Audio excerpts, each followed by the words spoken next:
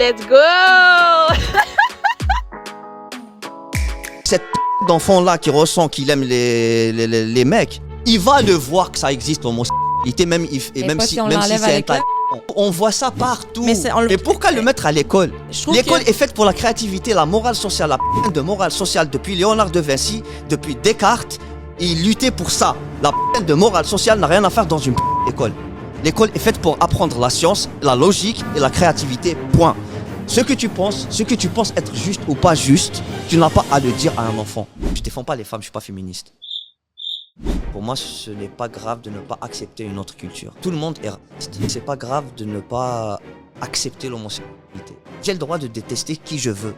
C'est ça la liberté aussi. Je parle de l'homosexualité parce que c'est le truc à la mode actuellement. C'est un effet de mode. Je suis un hétéro cisgenre de culture musulmane. Là, en termes de mode, je suis pas à la mode, moi. Le paquet.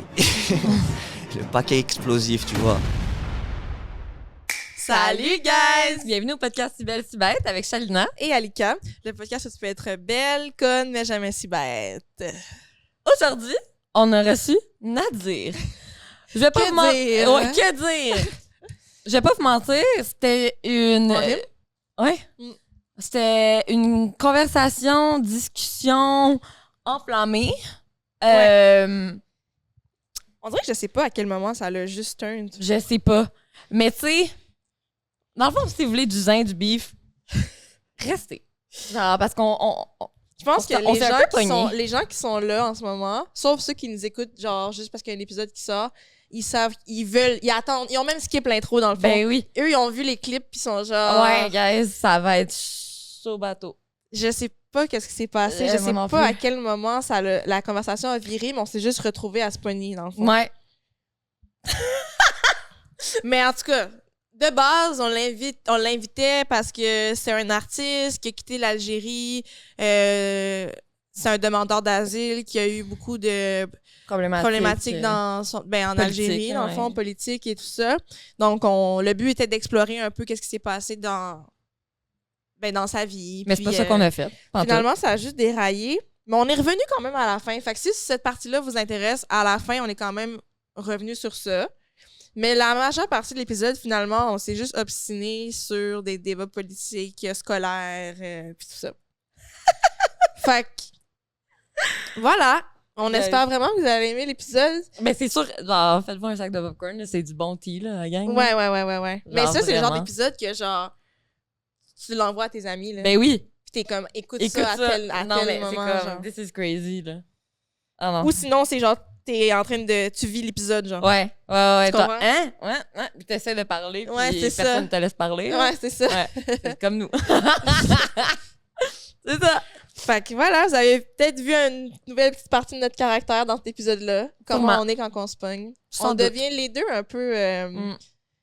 en tout cas, vous allez voir, là. On devient pas sarcastique, mais... C'est sarcastique, le bon mot? 100%. OK.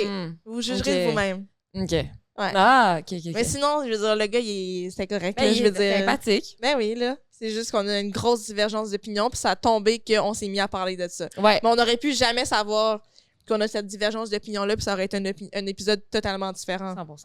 Que le gars est bien chill, là. Ouais. Autre ça, tu sais. Voilà.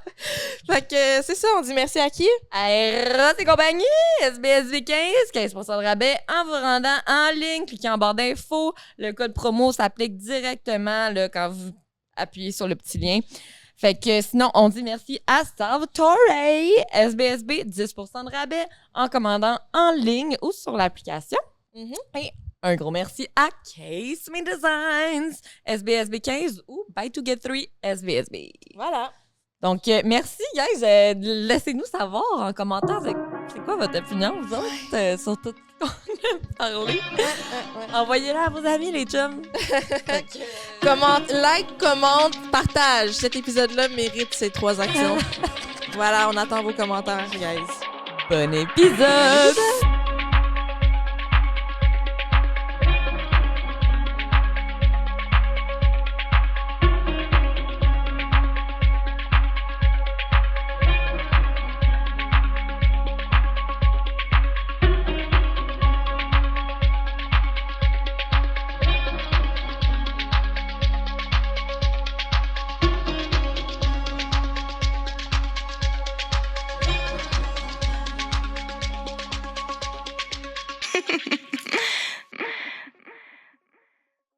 Allô? Salut. Hello. Comment ça va? Très bien. Super, on est contente que tu sois là. Moi aussi, ravi. Super. Est-ce que tu veux nous dire t'es qui? Qu'est-ce que tu fais? De quoi on va parler? Nous faire une petite présentation. Oui, donc je m'appelle Nadir Moula. Je suis militant, artiste, multidisciplinaire. Là, je suis perdu. Je suis là depuis 1 année et demie à Montréal. On va parler d'un peu de tout. On va voir le feeling, ça Ouais. nous mène où.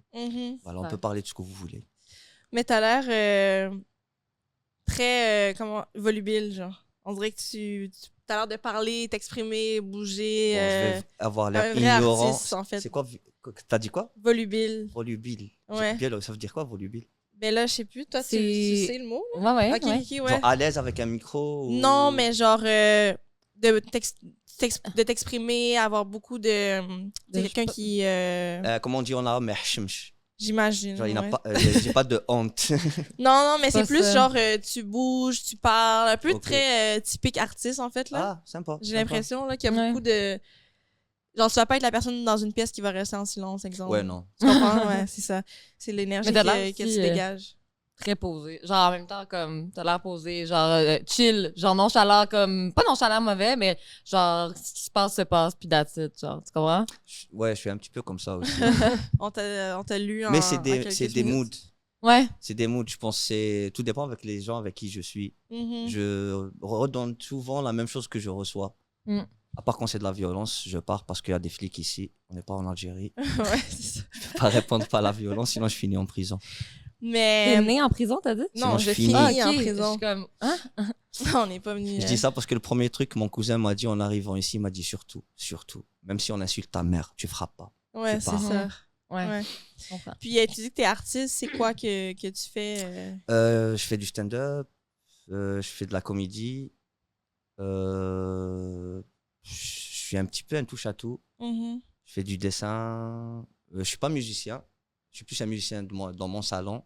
Et voilà, je joue un peu de piano, un peu de guitare, un peu de Ben, mandole. c'est musicien. Ouais. alors, Non, ça. je suis pas musicien. Mais peut-être tu te qualifies pas comme ça, mais t'aimes toucher à la Voilà, musique. Mais voilà, t'es capable de c'est- faire de la musique à la base, c'est pas donné à Ouais. tout le monde. Là? Mais être musicien, si je dis moi je suis musicien, c'est insulter les vrais musiciens qui font ça pendant 8 heures par jour, qui s'exercent. C'est un métier. Je trouve aussi. pas. Je pense que tu peux être toi à ta façon. C'est pas, ça n'a pas un standard. Ouais, je vais respecter ce que tu dis. Non, mais c'est vrai dans le sens où. Ben, je comprends. là. C'est Tout le comme monde quelqu'un peut qui jouer, dirait je tu suis sais. chanteuse, mais genre. C'est ça. Est-ce que tu as un album? Tu chantes Non. bien, là, mais genre. T'es Chanter pas sous sa chanteuse. douche, c'est pas être chanteur. Ouais.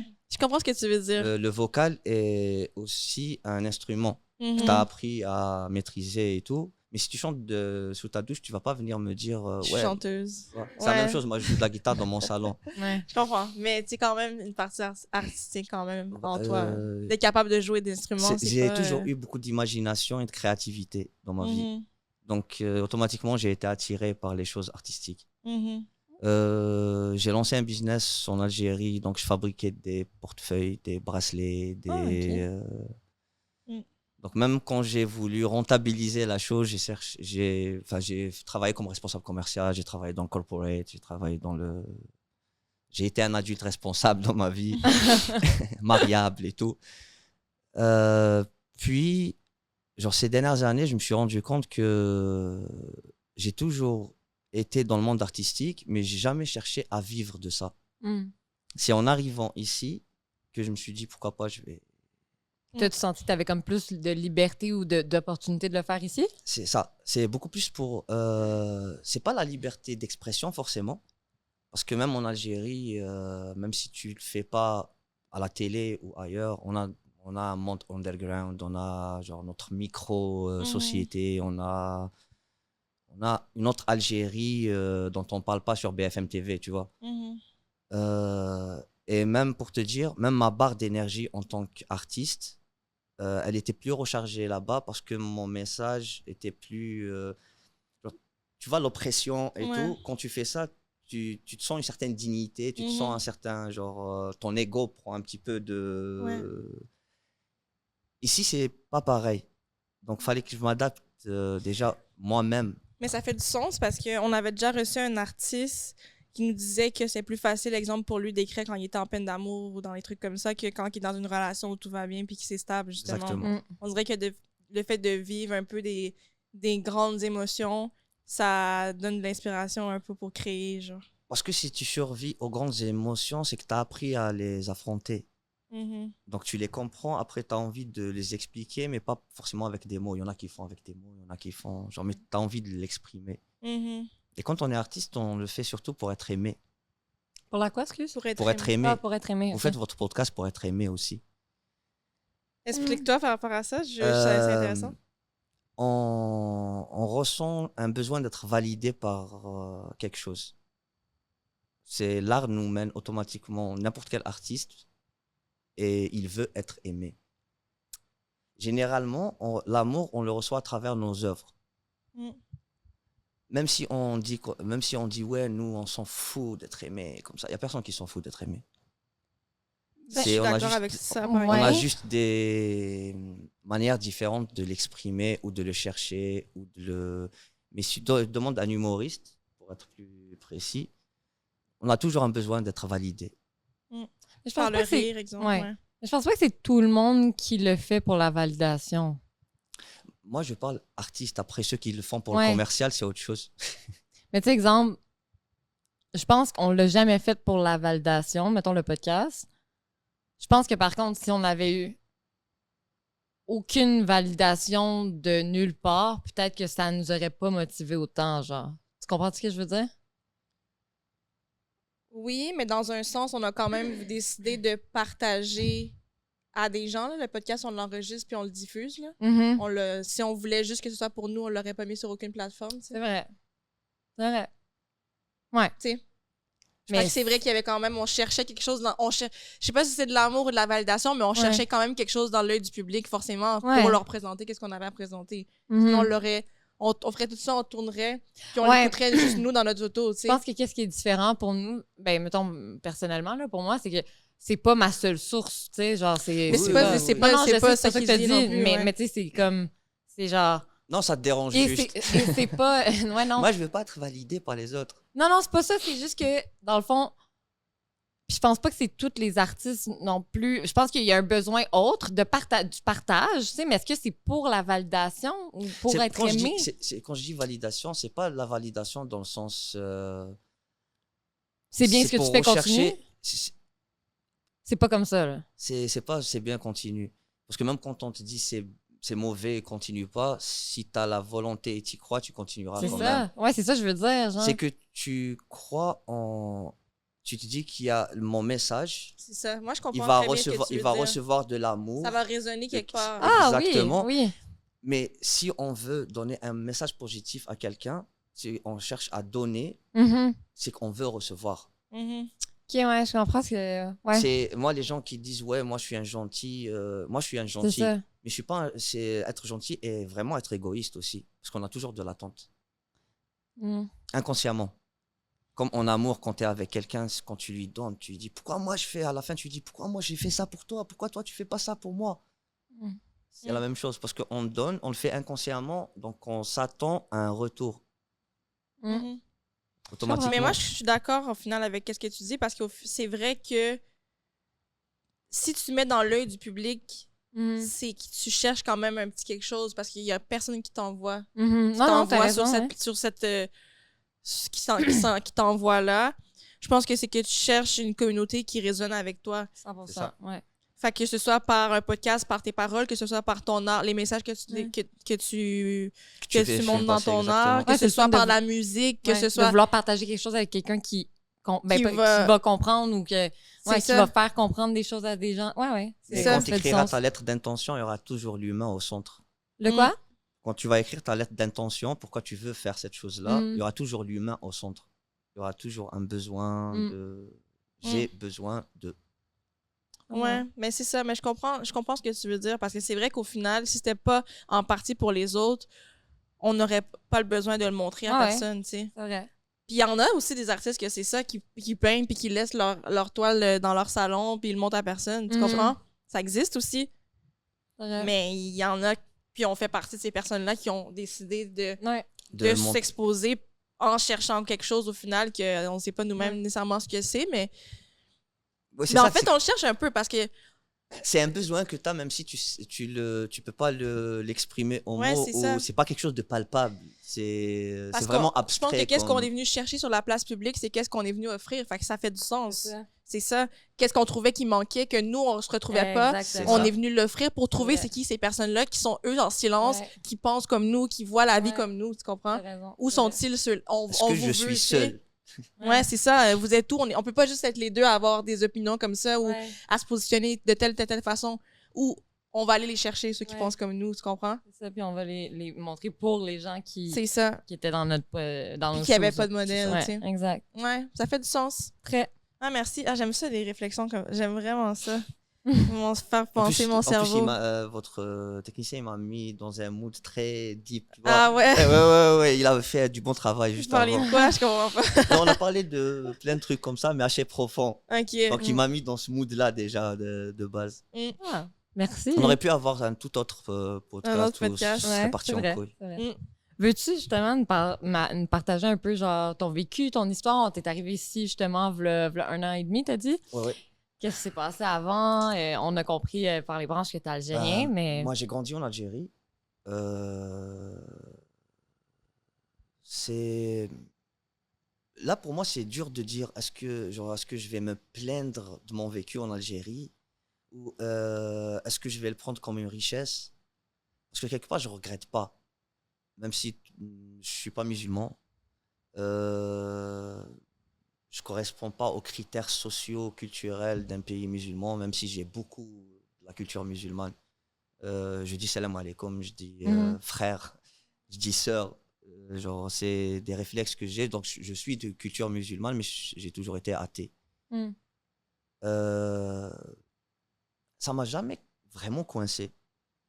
Quand j'étais là-bas, du moins, je n'ai pas senti que c'était un fardeau. Je parle pour moi. Parce que, voilà, des milliers d'autres personnes te diront l'inverse. Juste une question. Est-ce que tu es le seul de ta famille qui n'est pas musulman ou tu as grandi dans une famille athée? Ma mère... Ben, je veux dire, famille proche, pas nécessairement des tantes et tout. Non, mais... ma famille est musulmane. Genre, okay. J'ai un oncle qui s'appelle Moussa, c'est comme Moïse, genre, qui est croyant et tout. Et c'est quelqu'un que j'aime profondément. Et moi, je suis kabyle. On a une petite partie, on n'est pas si différent du reste de l'Afrique du Nord, mais on a une petite particularité, on a une certaine tolérance. On a vraiment une tolérance entre nous. Dans une famille, tu peux trouver un chrétien, un musulman et un athée. Et tu peux trouver un 4e musulman, c'est les 2 musulmans qui ne s'entendent pas entre eux. Tu vois, c'est pas forcément... Mais alors... vu que ta famille était musulmane, donc tu as grandi dans la religion? Mon père, non. Non? OK. Il est athée? Il est lui. OK. Je dirais ça, mais j'ai pas eu d'influence musulmane dans mon éducation. Voilà, genre à la maison, tes parents, eux, n'étaient pas musulmans, c'est ça? Exact. J'ai pas eu l'influence là, il faut faire carême, il faut que ça. J'ai pas été éduqué, ne fais pas ça parce que sinon Dieu va te machin. Mets pas tes doigts dans l'électricité parce que sinon l'électricité va te niquer, mon fils. C'est aussi simple que ça. Genre, mon père m'a toujours expliqué les choses. Ma mère, une féministe qui se dit plus féministe. Genre, c'est une féministe old school, on va dire. Que le monde actuel l'a un petit peu... lui a fait peur, on va dire. Mais j'ai été éduqué comme un garçon. Tu vois, donc j'ai eu cette éducation-là, mais j'ai grandi dans un milieu qui ne ressemblait pas à la société algérienne. J'ai été éduqué par la télévision française aussi, par TF1, par Dorothée, par ce genre de choses. Ça a fait que j'ai toujours été la personne qui ne ressemblait pas trop aux autres, mais j'étais accepté. Contrairement à certains potes à moi qui n'étaient pas acceptés, même si on avait les mêmes... Je te raconte une anecdote. Moi, dans mon village, je partais avec ma copine à la maison. Genre, quand j'étais à la fac, on partait en voiture, on partait dîner à la maison. Genre, dans mon village, il n'y a jamais eu de souci avec ça. Je suis quelqu'un de super respecté. Je m'entends avec tout le monde. Genre, tout le monde sait ce que je suis, comment je suis. Je parle comme ça avec tout le monde dans mon village, comme je te parle là maintenant à toi. J'ai jamais eu de soucis. Par contre, mon pote, il a ramené sa copine, mais comme voilà, c'est un pays musulman, village et tout. Genre, il l'a caché. Il a mis une veste, genre derrière, elle est rentrée en masqué à la maison. Ils ont su, bien sûr. Ben, ils ont fait un bordel. Genre, tu ramènes des putes, un truc du genre. Et quand il leur a dit, pourquoi Nadir, il fait ça, il n'y a personne qui lui dit rien. Ils lui ont dit, Nadir, il est comme ça. C'est pas si tu vois la nuance. Ouais. C'est que je viens d'un pays où tu peux être ce que t'es, mais les gens vivent cachés. Donc les choses n'évoluent pas. Ils laissent un certain cliché, le cliché de BFM TV, ils le laissent comme ça flotter dans les airs. Je sais pas c'est quoi le cliché de BMF. C'est l'homme algérien est comme ça, l'homme musulman est comme ça, l'algérien est comme ça, l'arabe est comme ça. Tu vois le cliché là l'Algérie c'est l'Afghanistan. J'ai beaucoup entendu ça ici. L'Algérie c'est des talibans. C'est faux. C'est faux. Je dis pas que la femme est libre en Algérie. C'est pas ce que je suis en train de dire. Je dis que mon pays, là où j'ai grandi, moi, j'ai pas grandi au milieu de talibans. Ok. Il y a des gens qui résistent, il y a des gens qui sont genre, il y a des femmes qui vivent, il y a 95% des jeunes Algériens qui ont des rapports sexuels. Ça, c'est une donnée sociale qui est réelle. Tu vas pas me dire que ces gens-là sont pas genre, c'est des irhab, c'est des terroristes. Non. Tu vois ce que je veux dire? Ouais. Genre, le monde, on n'a plus de gris. On n'a que du noir ou du blanc. Et il y a une forme d'hypocrisie qui se place autour de tout ça. Moi, je suis déçu un peu d'ici. Quand on parle d'homophobie, puis on a beaucoup. Mais venant d'un pays d'où je viens, moi, dans certains cercles, tu n'entends pas des termes. Il n'y a pas d'homophobie. Contrairement à ici, dans les mêmes cercles genre sociaux. En Algérie, tu veux dire? Ouais, dans des cercles. Par exemple, j'ai certaines fréquentations en Algérie. Genre, il y a des gays en Algérie, il y a des trans en Algérie. Il y a des bars où il y a des gays, des bars où tu sais qu'il est gay, il est lui, il n'y a pas de souci. Mais c'est caché. Ça reste caché, mais ça existe. Ça change tout. Tu vois ce petit détail entre ça existe et ça n'existe pas. C'est que l'œil du monde qu'on a par rapport à n'importe quel coin du monde, il est trop blanc ou noir. C'est gris. Ce que je ressens, moi, en tant qu'humain, l'oppression que j'ai ressentie en Algérie, je ressens la même chose ici. Ah ouais? Ouais. Par rapport à quoi? Par rapport à... On ne peut plus rien dire. Non, plus sérieusement, je la ressens d'une autre manière, d'un côté capitaliste, d'un côté très économique. Je la ressens d'un côté où, tu vois, en Algérie, même si les gens se mêlent de ta vie, mais peuvent t'aider dans ta vie. C'est un... Genre quoi, par exemple? Genre, c'est très... Il y a un côté très humain que je ne retrouve pas ici.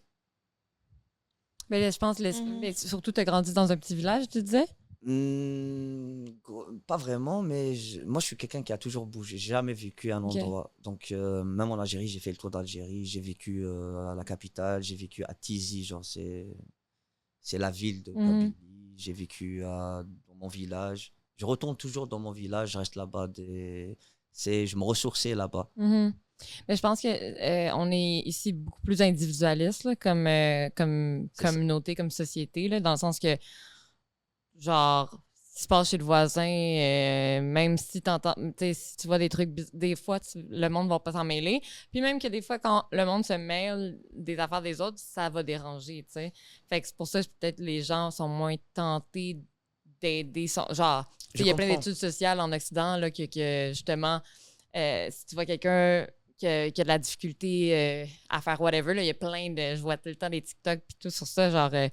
si tu vois quelqu'un dans le besoin, il y a plein de gens qui vont pas l'aider, tu sais, parce que je pense que c'est juste dans un peu la communauté la culture, c'est un peu différent, là, ça, c'est certain, là, mais je comprends aussi que, genre, ça, c'est quelque chose qui manque de... Je vais dire un truc type. Genre, je suis pas forcément plus heureux ici que là-bas. Tu vois, je suis plus libre. On est d'accord. Genre, ça, c'est... Mais je suis pas forcément plus heureux en tant qu'individu, en tant que citoyen aussi. Je me sens toujours dans l'opposition, tu vois. Mais c'est ça, mais j'aimerais que tu approfondisses ça justement, parce que là où tu t'en allais, que tu sens de l'oppression ici aussi par rapport au capitalisme et tout ça, c'est quoi que tu voulais dire? C'est déjà économiquement ici, c'est hard. C'est hard. C'est que tu es poussé vers une certaine consommation. Je me rendais pas compte de la chance que j'avais chez moi. Tu vois, ça on n'est pas un pays pauvre, l'Algérie. On est un pays où on mange à sa faim, mais où on manque de certains conforts. Mais on pourrait très facilement ne pas manquer de ces conforts. Bref, ça c'est trop politique pour qu'on en parle. Mais arriver ici, c'est... tu manges à ta faim, mais tu manges pas comme tu veux, tu manges... les gens travaillent comme des dingues. Les gens sont tout le temps stressés. Tu vois pas de sourire. Tu vas au Liban, il y a des bombardements. Il y a des gens qui font la fête.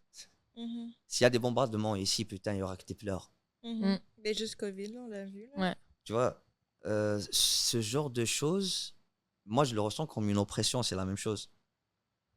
Je ressens du moins le même fardeau. Parce que ça reste, une société te place dans un contexte où tu dois porter quelque chose. Parce que c'est en termes d'attente que maintenant tu es dans une société où il y a des attentes différentes, donc ça te met une pression d'atteindre certains buts qui n'étaient pas des buts avant de là où tu viens. Il y a ça aussi. Il y a ce côté-là. Il y a le côté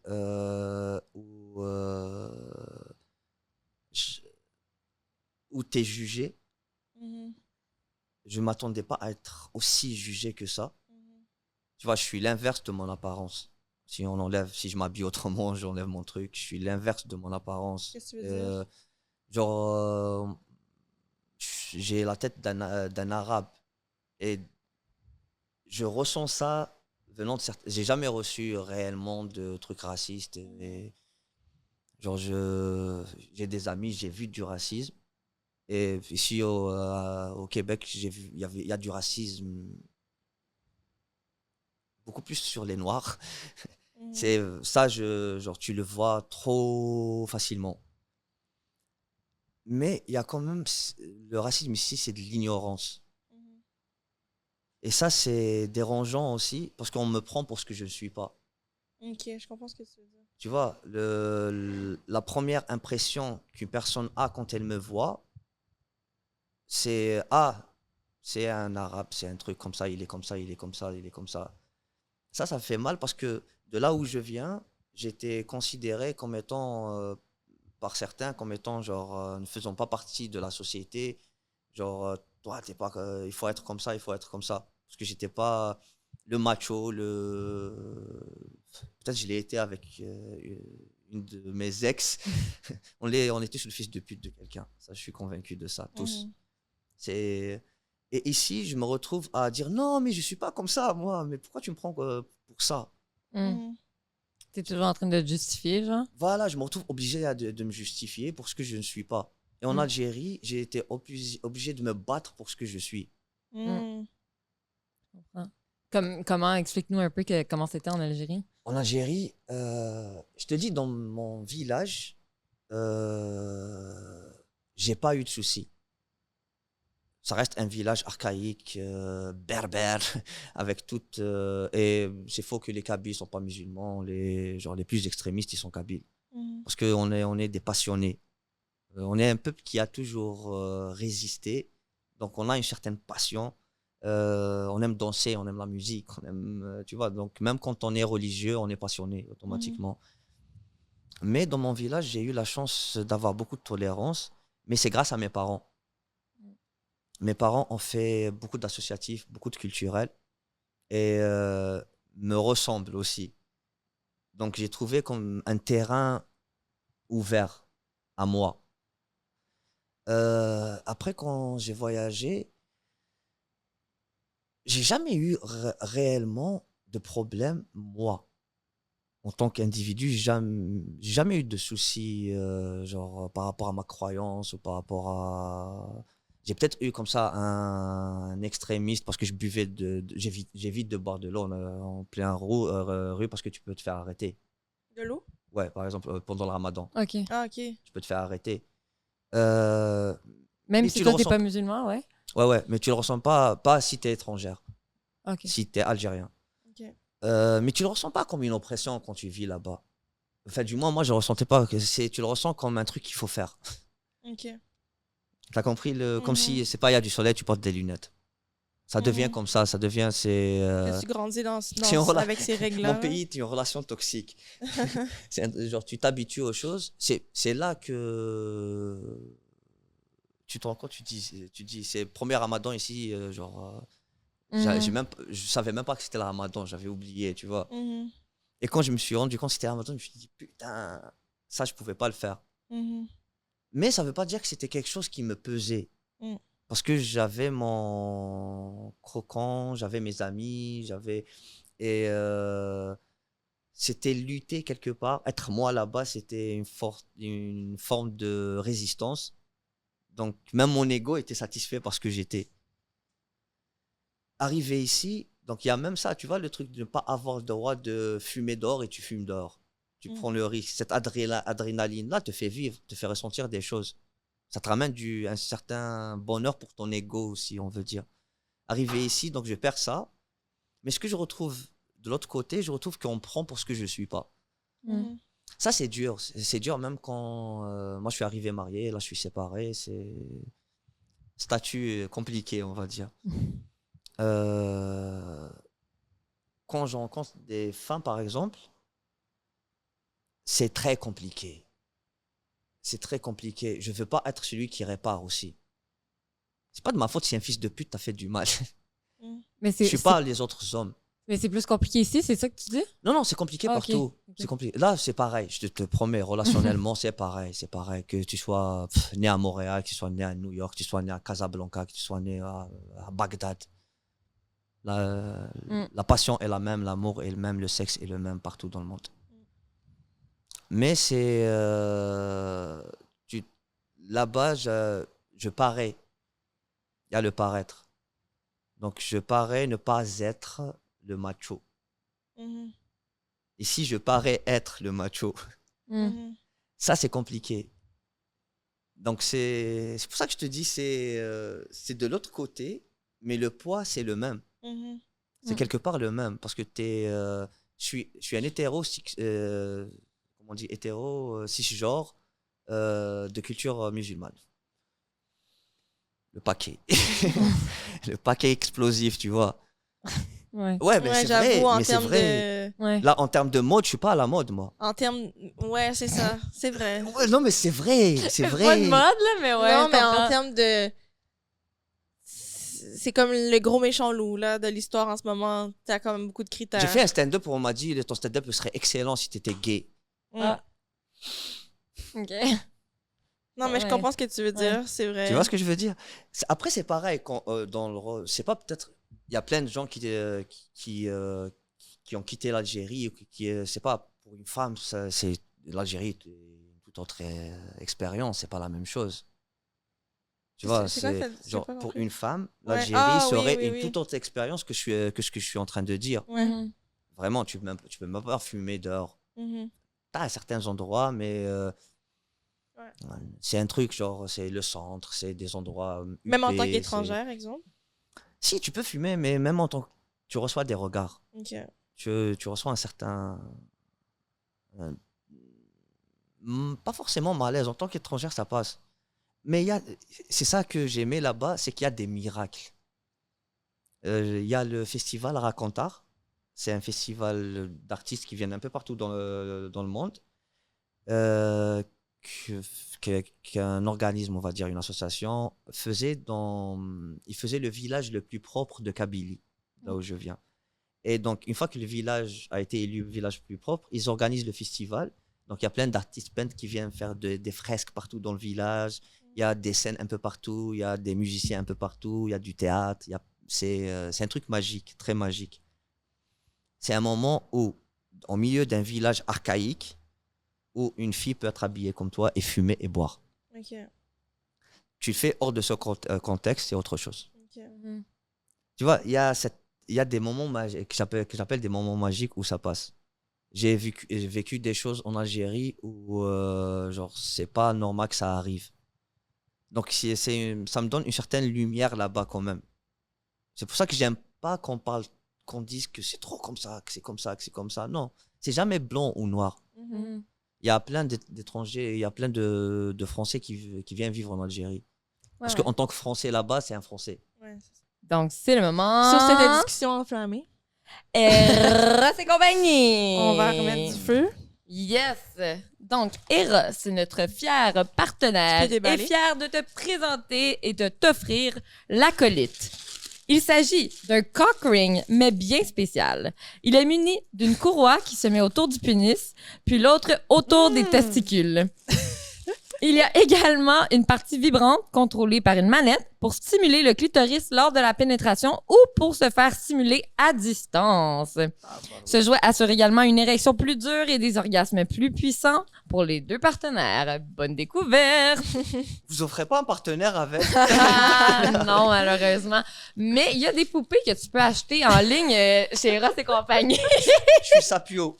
Ah, ben pour ceux qui ont besoin de partenaires, Eros et compagnie, SB15, en cliquant sur la barre d'infos, ça t'amène directement sur le site web.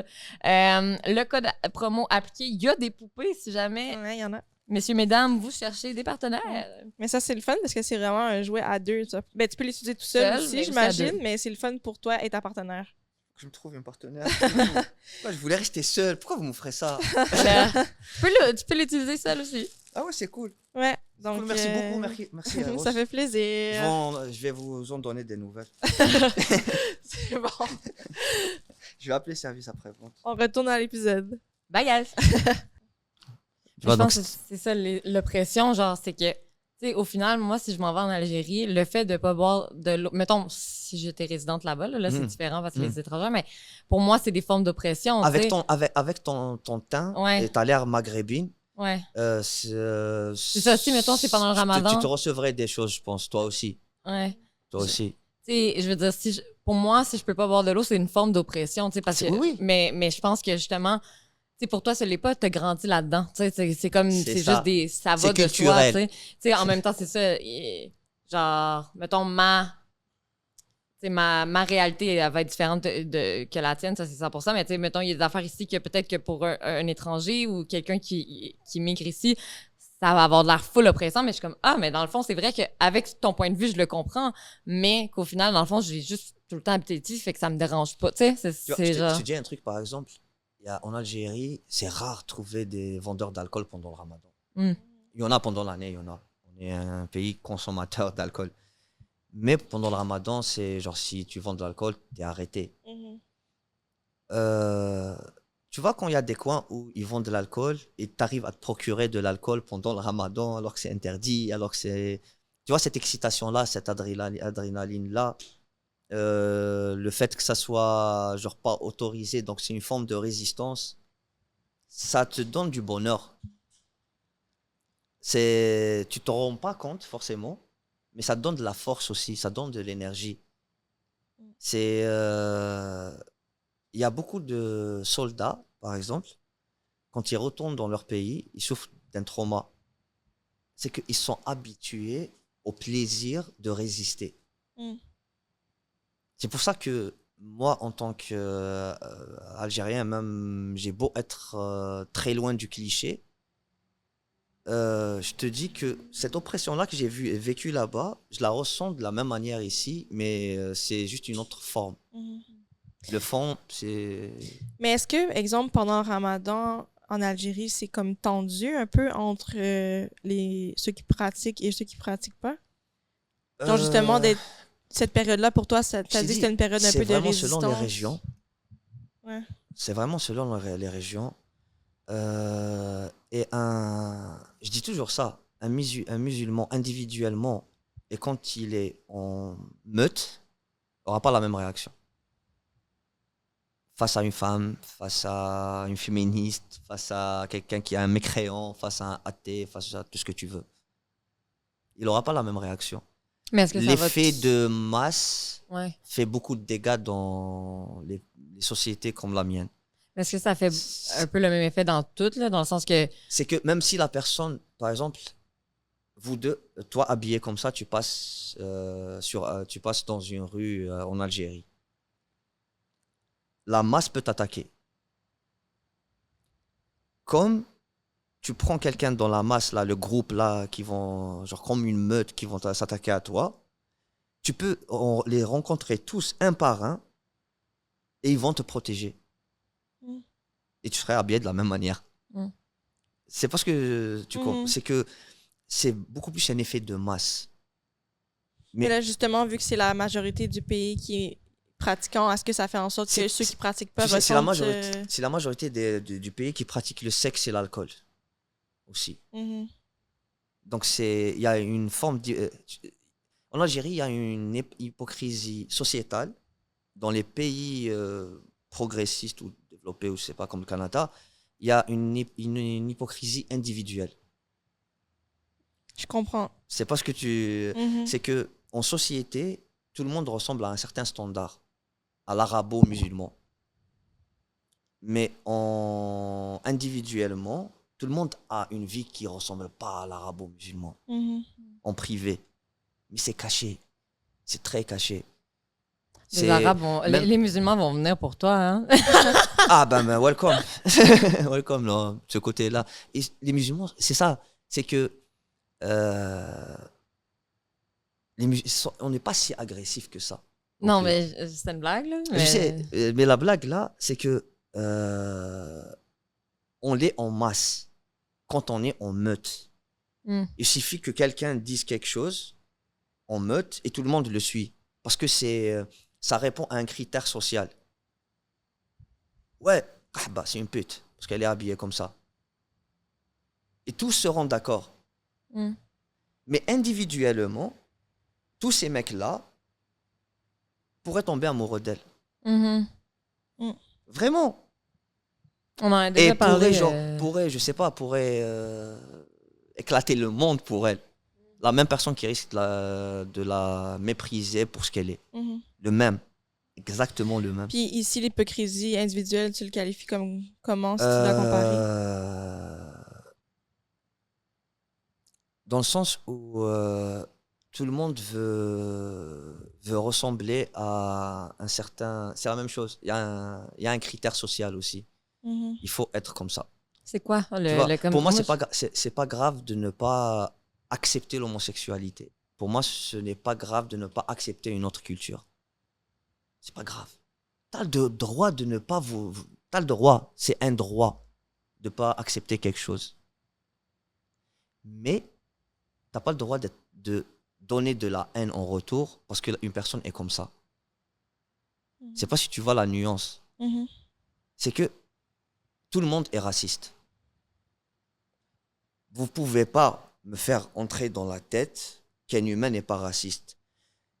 Si vous me ramenez un indigène qui vit dans une forêt habillé, genre avec le truc là, juste sa tenue, et qui marche à Montréal, tout le monde serait choqué. Vous n'allez pas me dire non, c'est culturel, pourquoi t'es choqué? C'est ça le racisme. Donc tout le monde, on approche de quelque chose qu'on ignore, on a un préjugé. On se dit des choses. C'est ça le racisme en réalité. Mais on ne parle pas de ça. On a déformé toutes les choses. On est obligé d'accepter. Je peux ne pas accepter. Je peux ne pas accepter ta culture. Mais tu n'es pas obligé de... Mais je peux t'aimer avec ta culture. Je ne sais pas si tu comprends. Mais... J'ai mes meilleurs amis, ils sont musulmans. Ils sont croyants. J'ai beaucoup à dire sur l'islam. Je ne le fais pas parce que c'est... mais ça serait irrespectueux envers eux? C'est même pas une question de respect. C'est une question de... Je sais que arriver à un moment dans la discussion où la foi, c'est pas quelque chose que tu peux débattre. Tu vois, je peux débattre la position de la femme, la position de l'homme aussi. Parce que je défends pas les femmes, je suis pas féministe. C'est genre, je subis pas le patriarcat de la même manière qu'une femme. Mais ça m'empêche pas en tant qu'homme, cisgenre, de culture musulmane, d'avoir subi ma putain de vue, le putain de patriarcat. En tant que mec, pas en tant que femme, pas par rapport à les femmes qui m'ont entouré. Moi, en tant qu'homme. Et je suis un homme. Genre, j'ai rien, j'ai le cliché aussi de certains hommes, j'ai certains trucs d'hommes, tu vois. Mais c'est... et ici, tu te retrouves aussi dans le même bain, en fait. Mais ça m'a aidé à comprendre beaucoup de choses. À comprendre que l'humain est pareil partout. Qu'on va toujours dans des extrêmes au lieu de chercher le gris. Alors qu'on n'a que du gris. On n'a jamais de blanc ou de noir. Fait que dans le fond, la société que genre tout le monde essaie d'être pareil ici, ça serait quoi ta description à toi? Genre, c'est comment que le monde veut... Ben en fait, genre, tu dis qu'ils veulent tout être un peu pareil, là? Genre... C'est pas ils veulent, c'est que... Tu vois, il y a des normes sociales qui évoluent. L'homosexualité, c'est pas comme on en parle maintenant, par exemple. Je parle d'homosexualité parce que c'est le truc à la mode actuellement. Tu vois, c'est un effet de mode. C'est qu'on n'essaie pas de résoudre le problème social. Je t'ai dit, ici, LGBT, il a vraiment un positionnement dans la société. Mais c'est ici que j'ai vu le plus d'homophobie. Mais ça m'étonne que... C'est des effets de mode. C'est comme... Genre, limite, ça devient du commercial. C'est qu'on n'essaye pas de résoudre le problème sociétal. On essaie toujours d'imposer une vision. C'est quoi, mettons, le problème sociétal? Si quelqu'un nous dit « Moi, je suis contre l'homosexualité », on n'essaie pas d'argumenter, de le laisser parler, et que quelqu'un d'autre argumente, et que ça soit genre respectable. Et la personne qui est contre, déjà qui dit que je suis contre l'homosexualité, pourquoi tu es contre? Tu peux dire « Moi, c'est genre, je vois pas ça naturel. » Il a le droit. Les gens ont le droit d'avoir un avis. Mm-hmm. Ça, je suis contre que dire que quelqu'un... Tu as le droit de détester. Putain, j'ai le droit de détester qui je veux. C'est ça la liberté aussi. Je n'ai pas le droit de faire du mal. Tu n'as pas le droit de leur faire sentir, là, non plus. C'est ça. Ça, c'est une différence. C'est une grande différence. Dire que je déteste ça, moi, je déteste personne. C'est pas que je sais pas, je déteste individuellement les gens, pas par rapport à leur... Je déteste certaines mœurs culturelles. Je déteste quand les communautés se retrouvent groupées et donnent une mauvaise image. Je déteste traîner... j'adore retrouver un café maghrébin dans un coin où il n'y a aucun autre café maghrébin. Ça devient mon café. Mais je déteste aller à Jean Talon. T'as compris ce que je veux dire? C'est que c'est pas les cultures que j'aime pas. C'est qu'automatiquement une culture veut s'imposer. Et c'est de la même manière dans tout. Chaque dogme, chaque façon de penser, chaque mode de pensée, ils essayent d'imposer. Je ne vois pas actuellement un mode de pensée où on cherche tous à vivre ensemble. Non, tout le monde veut imposer quelque chose. Pourquoi j'irais imposer à quelqu'un qui vit en Arabie Saoudite l'homosexualité? Pourquoi? De quoi je me mêle? Si on est tous tolérants, on est tous ouverts d'esprit, c'est faut accepter même eux. C'est pas ce que tu comprends ce que je veux dire. C'est de la même manière que je veux pas que eux m'imposent. Parce qu'on devient dans la forme, c'est la même forme de pensée, c'est toujours imposé et c'est toujours genre c'est toujours du marketing. Mais est-ce que tu n'imposes pas toi aussi ta façon de dire aux gens de ne pas imposer? Genre, tu comprends? Ben, ouais, là, tu vas... non, mais c'est comme... C'est genre, tu sais... Oui, ça reste toujours une imposition, mais c'est que on peut imposer que les minorités soient respectées. Mais on ne peut pas imposer autre chose. OK. Tu peux être juste toi comme t'es, tu peux exister. Mais le reste, tu ne peux pas l'imposer. Je comprends pas ce que tu veux dire. C'est... même ici, on nous impose une vision. C'est quoi la vision imposée? Oui, mais c'est ça, explique. Je te donne un truc, par exemple. C'est que quand on parle de sexualité à des enfants, je suis contre. Toute forme de sexualité. Comme je suis contre qu'on parle de toute forme de religion. Point. Pour tes propres enfants. Là, par exemple, Aux écoles primaires, on parle de sexualité aux enfants. Je vois pas pourquoi on parle de sexualité à un enfant qui n'a même pas connu la puberté. Mais est-ce que toi, t'es contre, genre, parler de sexualité aux enfants en général ou à tes enfants? En général. OK. Parce que c'est imposer quelque chose à un enfant. C'est la même chose. Un enfant, tu dois lui imposer de la créativité. Ouais, mais en même temps, je trouve que c'est quand même un jugement selon tes valeurs à toi, mais comme quelqu'un. Mais dans le résultat, dire, tu sais, quand on parle d'homosexualité ou de transgenre ou de ce que vous voulez à des enfants, ça ne fera pas forcément un citoyen qui va respecter ça. Non, pas forcément. L'école n'est pas faite pour éduquer. L'école est faite pour apprendre des choses. Tu as envie que l'enfant soit éduqué, éduque ses parents. Point. Donc toi, tu penses qu'on devrait commencer l'éducation à l'âge adulte? Pour les choses qui changent, c'est que l'école n'est pas faite pour être éduquée. Personne d'entre nous n'a été éduqué à l'école. Ça n'existe pas. Mais je sais pas. Dans la réalité, on n'a pas été éduqué à l'école. Ben.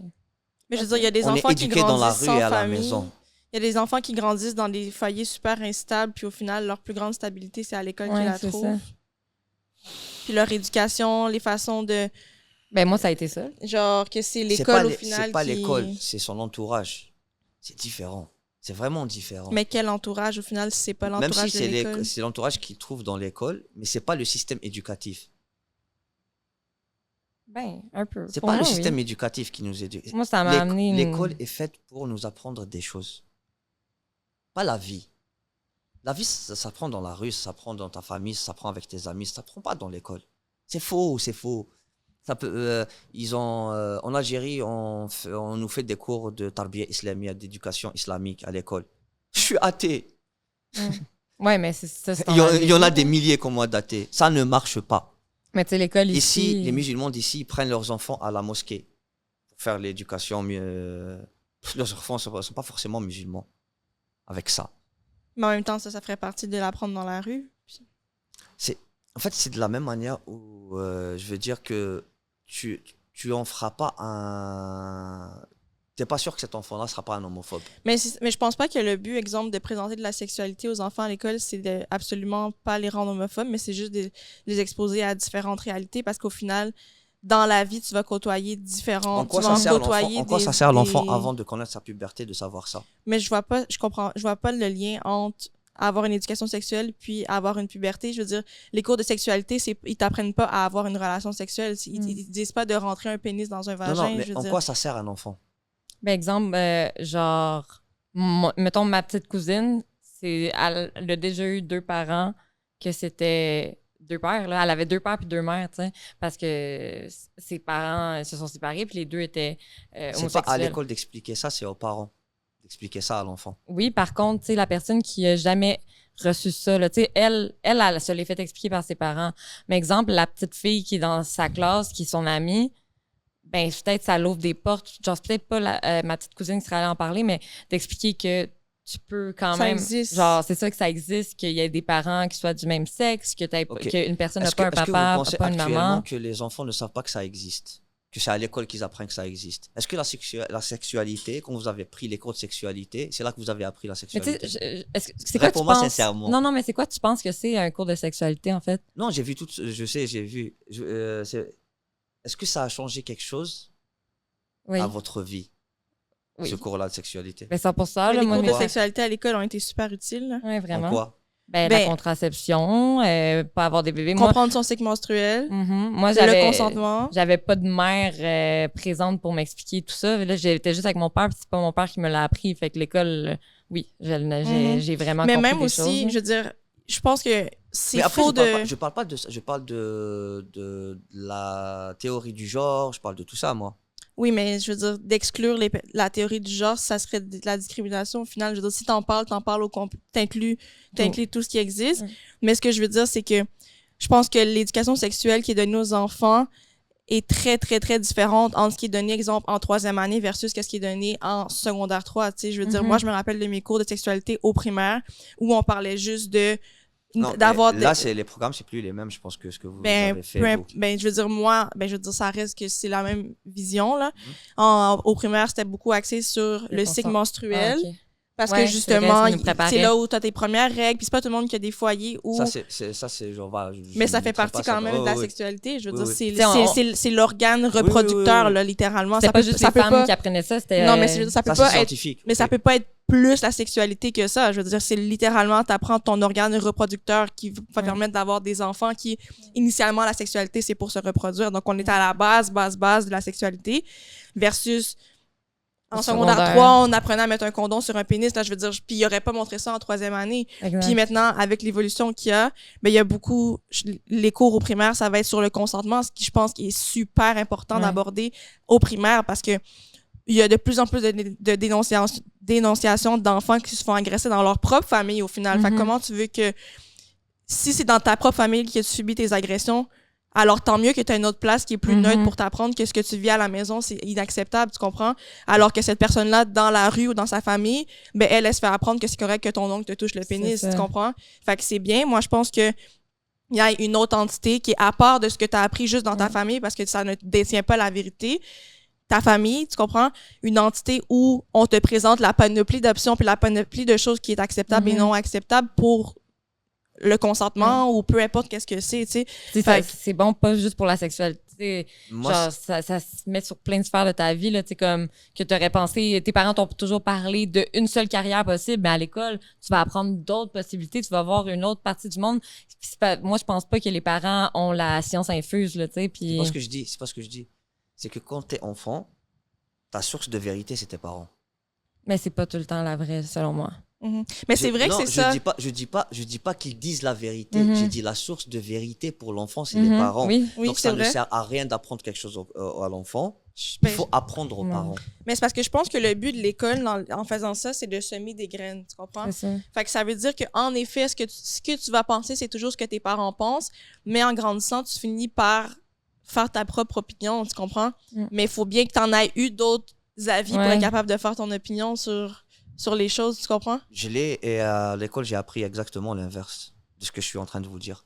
Mais je te dis pas que ce que tu vas apprendre à l'école, c'est 100% ce que tu vas devenir. Pourquoi je vous dis que ça marche pas? Parce que ça marche pas dans les deux côtés. Si ça marche pas avec ceux qui essayent de faire ça avec de la religion ou autre chose, ça fonctionnera pas dans l'autre côté. C'est logique. Refaire la même expérience en espérant un résultat différent, on appelle ça de la folie. De quoi tu parles? C'est que, tu vois, ça c'est une méthode. Cette méthode-là a été utilisée.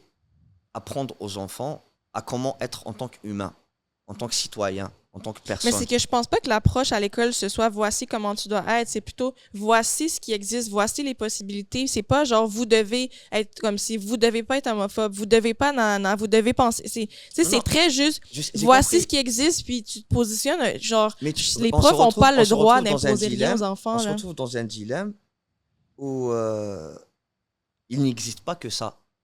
Ben, en fait, puis je vais pas te couper, mais je vais le faire, mais genre les zones grises que tu disais tantôt, je pense que c'est ça, en fait. Je veux dire, à l'école, au même titre qu'il n'y a plus de cours de catéchèse à l'école, ils vont nous présenter voici l'islam, voici le judaïsme, voici les...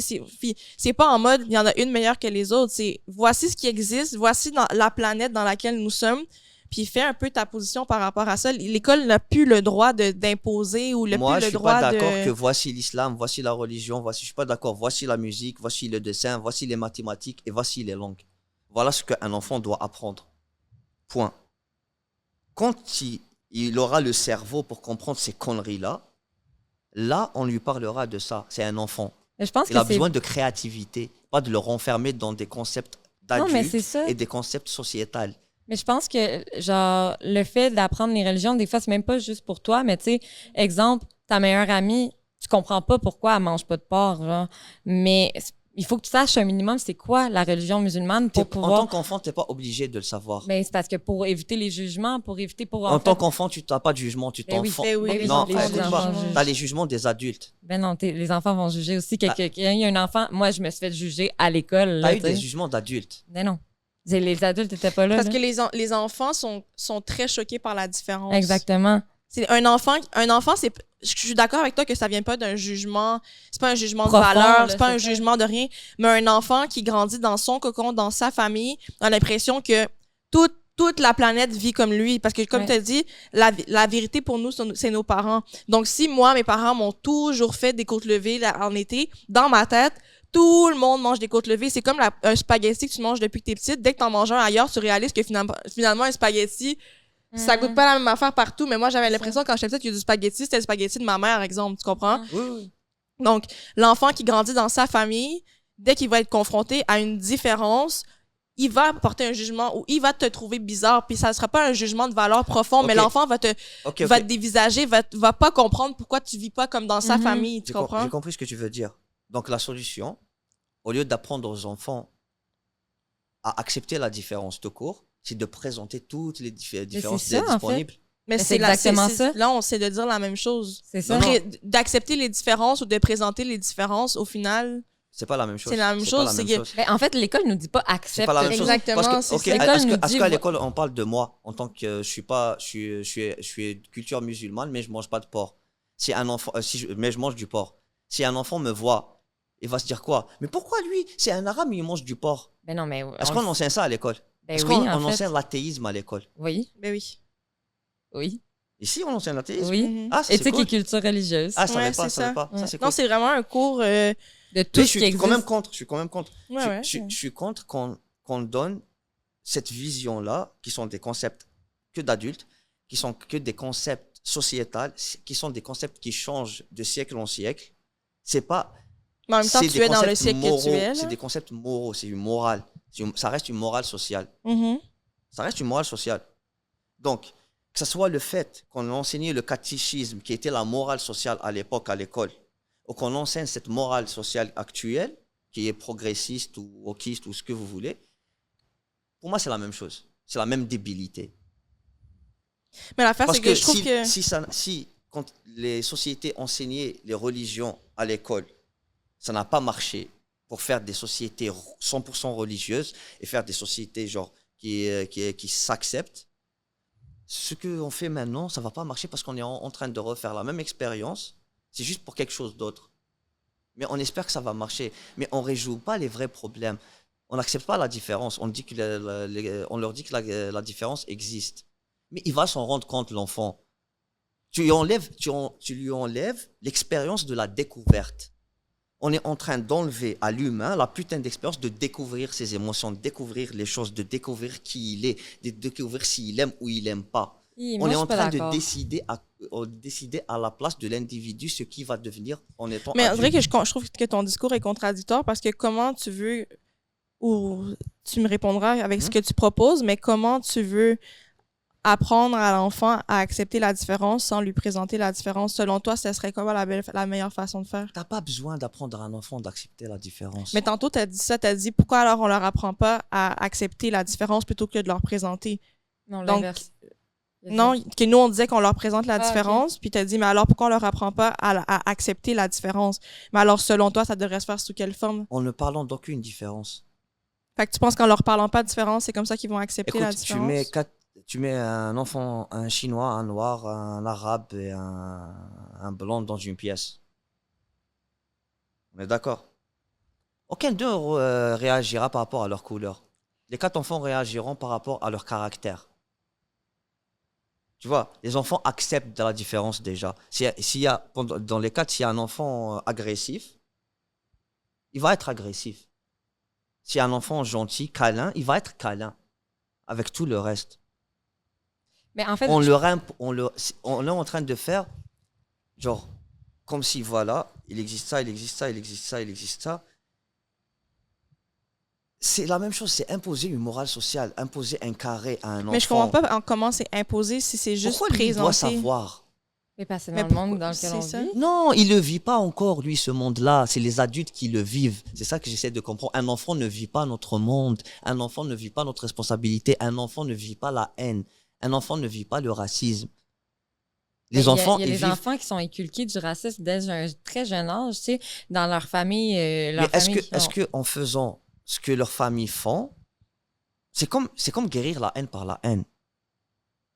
C'est la même chose. C'est que au lieu de, à l'école, quand il vient à l'école, on essaie de libérer sa créativité et de lui enlever le truc. On lui présente le monde de merde dans lequel on vit. Mais c'est pas présenté sous cette forme-là. Je sais, pour moi, je dis ça comme ça, je parle de moi, pas pour l'enfant. Mais lui, il n'est pas encore dans ce monde-là. C'est un enfant, il a besoin de créativité. Point. Mais tu sais, je veux dire, exemple, moi, j'ai déjà vu des enfants que il est allé à la bibliothèque de sa ville, puis le livre qu'il a choisi, ça parlait de les religions du monde. C'est lui qui a choisi ce livre-là lui-même, puis il lisait. Oui. Mais au final, c'est ça, il a été exposé à... Il peut, je dis pas que... C'est la même chose qu'à l'école, si on te les Après là, présente. lui, il demandera quand il ressentira le besoin de demander. Si ça le trente dans la tête. Mais si c'est toi qui viens lui mettre l'idée dans la tête, c'est toi qui lui mets l'idée dans la tête. Mais je comprends pas en quoi présenter de façon neutre des choses qui existent, en quoi ça va rapporter quelque chose. En quoi ça va rapporter mais c'est juste d'être exposé à certaines réalités. Okay. Si, pour reprendre ton exemple du gars en Amazonie, OK? Si en effet il marche à Montréal, je vais trouver ça bizarre. Mais si depuis que je suis née dans ma ville, il y a des gens qui marchent comme ça dehors, celui que je vais voir là au coin de la rue, ça va absolument rien me faire. Tu sais ce que tu fais avec l'enfant comme ça? C'est que l'enfant, à chaque fois qu'il verra une différence, il faudra la lui présenter pour qu'il l'accepte. Non, je pense pas. Si. Ben comment? Non, parce que là, c'est de... Parce que tu apprends pas à accepter la différence. Tu lui présentes les différences qui sont acceptables. Non. Ben non, il si, un enfant, c'est vierge. Ben non, l'enfant est quand même l'enfant très est vierge. Mais non, il est influencé par sa... Tu sais, parce que tu commences à aller à l'école à 5 ans. Donc, toutes tes 5 premières années de vie, t'es pas vierge, là. Je veux dire, t'es influencé par tout ton réseau, par ta famille, par tout comment t'as grandi. Tu sais, tandis que ma voisine peut grandir d'une manière super différente, là. On n'est pas les gamins de 12 ans, ni ceux de 17 ans, ni ceux qu'on a été à 25 ans, ni ce qu'on est maintenant. L'humain évolue, l'humain change. L'humain passe, il n'y a que les imbéciles qui ne changent pas d'avis, même les imbéciles, ça leur arrive. L'humain ne reste jamais le même.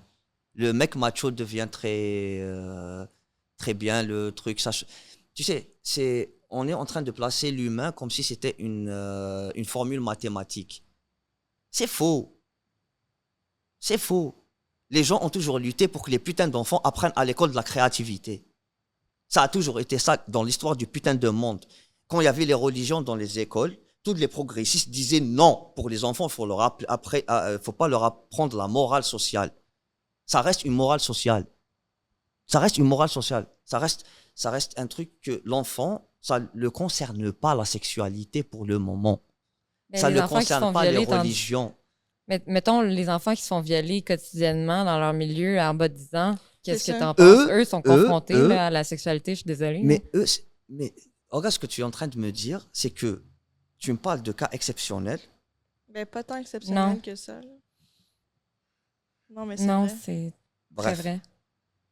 Tu me parles de choses qui sortent vraiment de ça. Parce que un gamin qui se fait violer par ses parents... Ben, pas nécessairement ses parents. Ouais. Qui se fait violer par ses parents, il n'en parlera pas forcément, même s'il reçoit une éducation sexuelle. Et c'est pas pour ça que les viols sur enfants se sont arrêtés.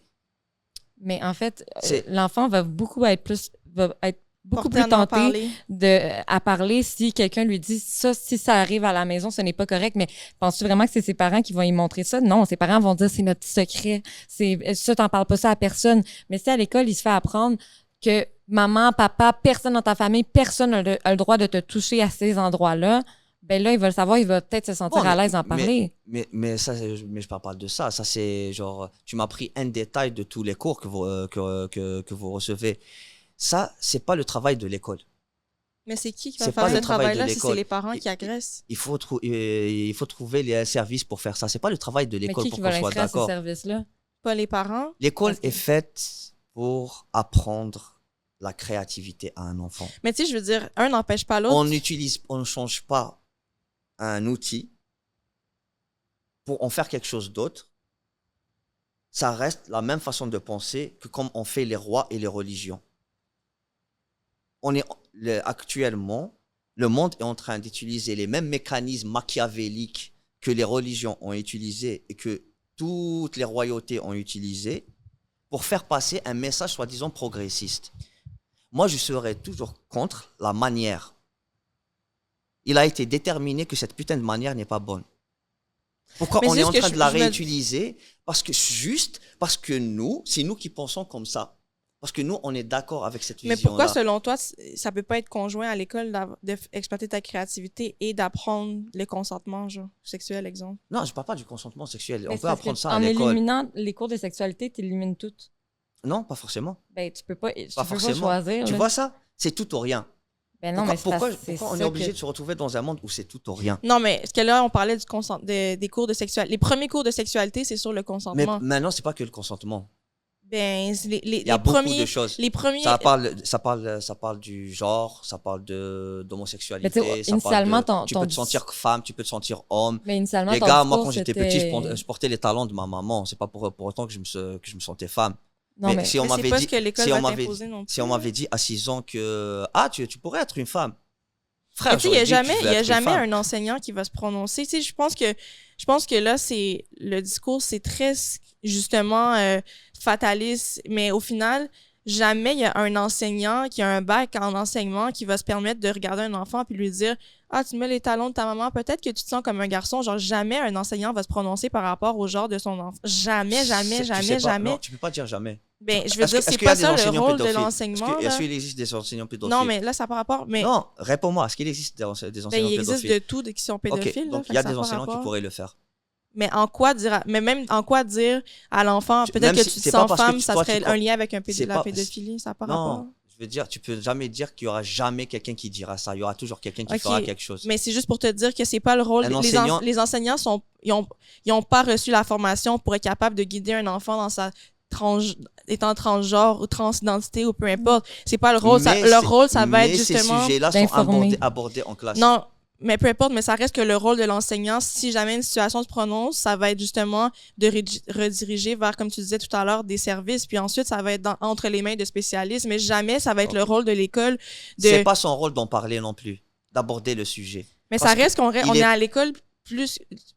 Quand t'es enfant, tu passes plus de temps à l'école que tu passes que de temps à la maison. Là. Je veux dire, t'es à l'école du matin au soir. C'est pour ça que l'école doit te protéger de la société et de la morale sociale pour faire de toi un être et pas un consommateur. OK, mais c'est qu'à 13 ans, il faut qu'on t'apprenne à réfléchir tout seul. Pas qu'on t'apprenne à comment réfléchir. Mais c'est justement ça le point, c'est de présenter tout ce qui existe, c'est pour que tu puisses... Est-ce que vous présentez toutes les religions dans le monde? Il y en a 40 000. Est-ce qu'ils présentent toutes les religions? Les 40 000? Ben, je veux dire, si on s'entend que c'est les grandes religions... Ils choisissent les religions à présenter. Donc, déjà, c'est un placement des religions qui sont au-dessus d'autres. Si moi je décide que je suis un prophète aujourd'hui, est-ce que vous allez me prendre au sérieux? Mais je pense qu'ils présentent les religions auxquelles les enfants pourraient être exposés à un moment donné. C'est un jugement. D'où tu sais de mon enfant. Mais tu sais, c'est comme en même temps, on apprend les mathématiques, mais on n'apprend pas toutes les façons de calculer, puis on n'apprend pas toutes les règles de français. Ça va avec on apprend la science, mais pourquoi on n'apprendrait pas la bio de la sexualité, justement? La science, c'est de la sexualité. Genre, la sexualité, c'est de la science. La science humaine, c'est de la science physique. Science humaine, c'est un cours. Non, mais je parle de science biologique. C'est de la science biologique, là, la sexualité. Fait que pourquoi on apprendrait la science des animaux, mais pas ça? Écoute-moi, parler de théorie à un enfant, de quelque chose qui est théorique. Théorique. C'est très, très important. Mais la théorie de Pythagore, non, c'est théorique. Tu sais ce que ça veut dire, théorique? C'est que peut changer. Comme pas mal tout, parce que la théorie... La théorie change.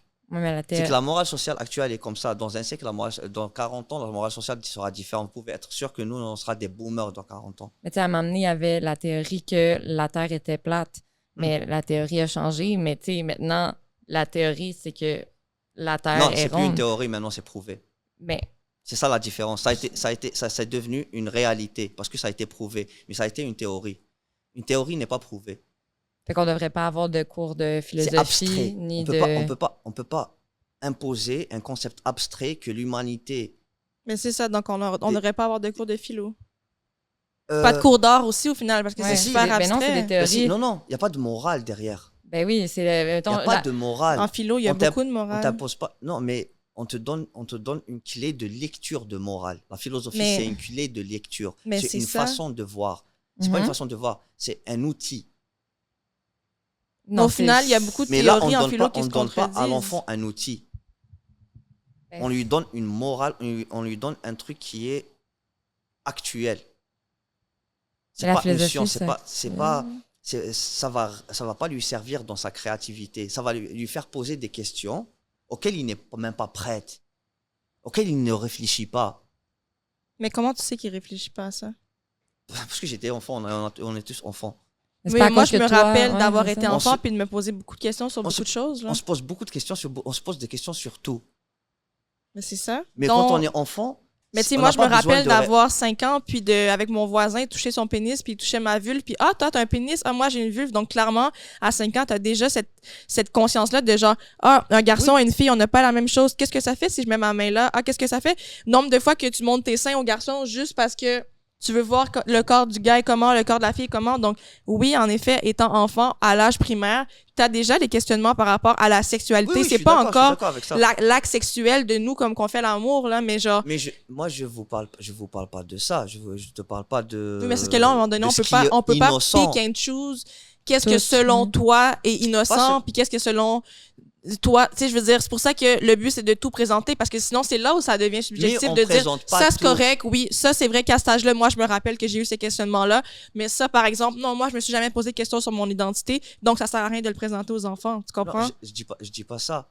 C'est pas ce que je te dis. C'est que les questionnements que toi, t'as eu, ça se peut qu'il y en a qu'à l'âge où toi, t'as eu les questionnements que t'as eu à 5 ans, qu'à 5 ans, eux se sont dit, genre, je me sens comme une fille. Fait que pourquoi eux, ils vont être exclus du discours? Pas parce que nous, 3, on n'a jamais eu ces questionnements-là, qu'il y en a qui l'ont pas eu. Il n'y a pas de garçon à 5 ans. Ben oui, parce qu'à 5 ans, moi, je me rappelle de regarder le pénis de mon voisin puis de me dire, on n'a pas le même corps. Comment ça se fait? Donc oui, il y a le garçon, oui. C'est juste ça la différence. Il n'y a pas le genre. Ben oui, il y a le genre. Non. Moi, je me rappelle de jouer avec les petits garçons puis me dire, genre, est-ce que c'est plat de jouer au Bakugan? Mais c'était un jeu de petits garçons. Puis de me dire, c'est plate les jeux de garçons. J'ai vraiment le goût d'aller faire des barreaux. C'est ça que j'avais le goût de faire, moi. Écoute-moi, ça, ça reste des choses imposées par un commerce. Les poupées pour les filles et les ballons pour les garçons. Donc, c'est une image que tu as. C'est une image sociale que tu as. C'est ça la théorie de genre, là, au final. Qui est venue du commercial. Mais tu sais, c'est que j'ai l'impression que peu importe ça vient d'où, c'est quand même là, pareil, puis de l'ignorer, c'est... Peu importe, même si... Puis je suis pas en train de dire que je suis d'accord avec ce qui est genré, qu'est-ce qui est pas... C'est juste que même si ça serait mieux si c'était pas comme ça, puis si tout le monde était si... mais ça reste que dans les faits, il y en a du monde qui ont une transidentité, fait pourquoi faire comme si que ça existe pas, puis de... Je dis pas de faire comme si ça existait pas. C'est pas ce que je suis en train de dire. Je suis en train de dire qu'un enfant, ça le concerne pas. Mais pourquoi? Parce qu'il y a un enfant que clairement ça le concerne. Parce que c'est un enfant. Mais l'enfant qui lui est trans, ça le concerne? D'où tu sais qu'il est trans? Ben lui, s'il est trans. C'est justement pas à moi de savoir si l'enfant est trans. C'est à lui de le savoir.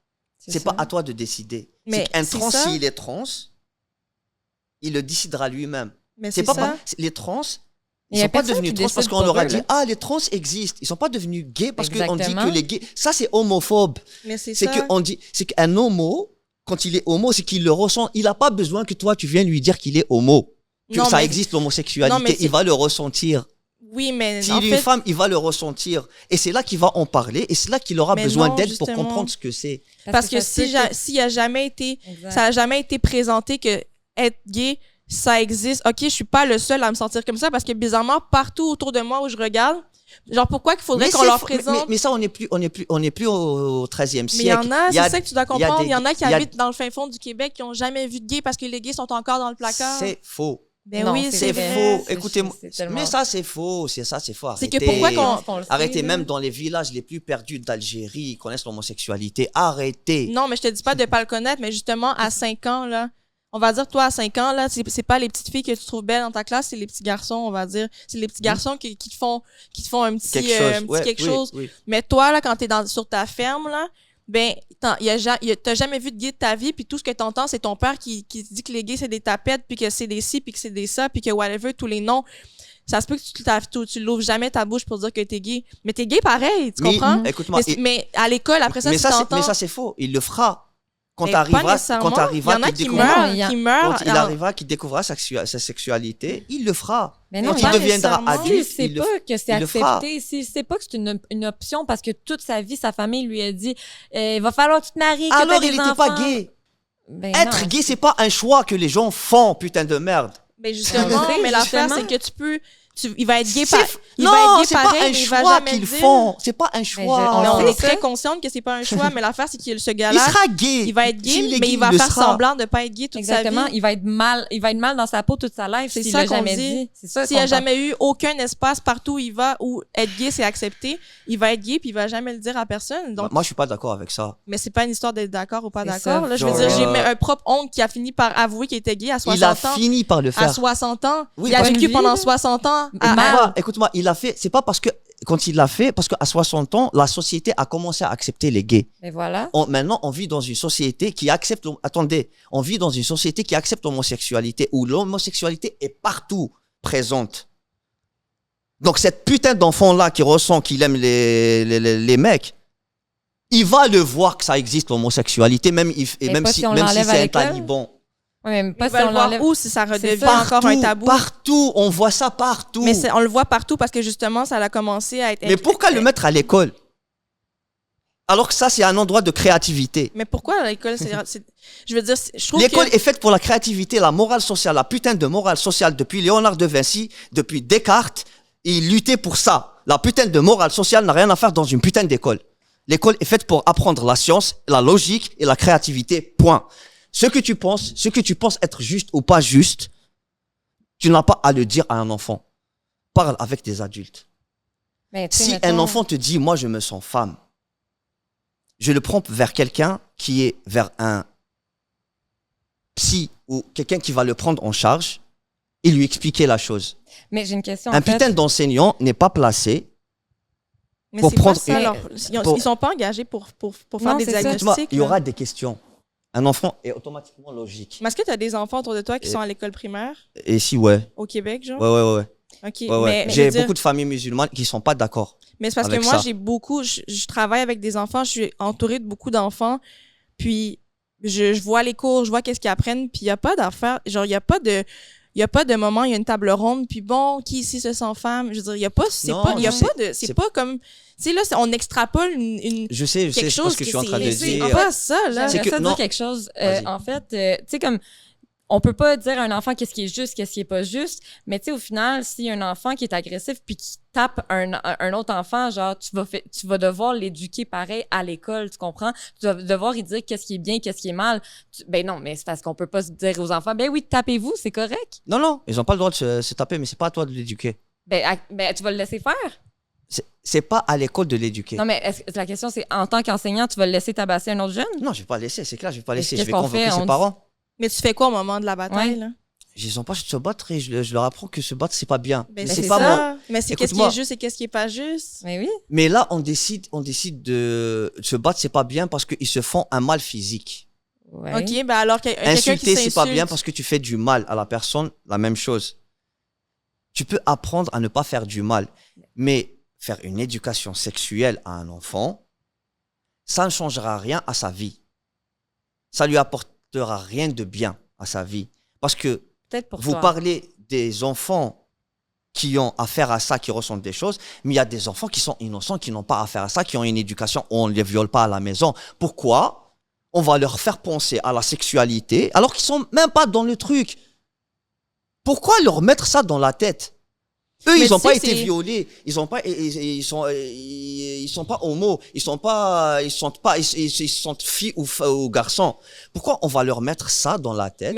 Pourquoi on va leur parler de sexualité? Comme tu as dit, s'il n'est pas gay, il ne va pas devenir gay parce qu'on lui parle de gay. Et s'il est gay, il va devenir gay. Exactement. Sans qu'on lui parle de gay. Mais je veux dire, le consentement, c'est pas juste pour les enfants qui ont été violés, c'est aussi pour pas devenir un violeur. Oui, je suis d'accord. Fait que ça, c'est bon pour tout le monde. Ça, d'apprendre ça, tu l'apprends pas nulle part. Le consentement. Tu l'apprends à l'école. Écoute-moi, le consentement, tu l'apprends pas.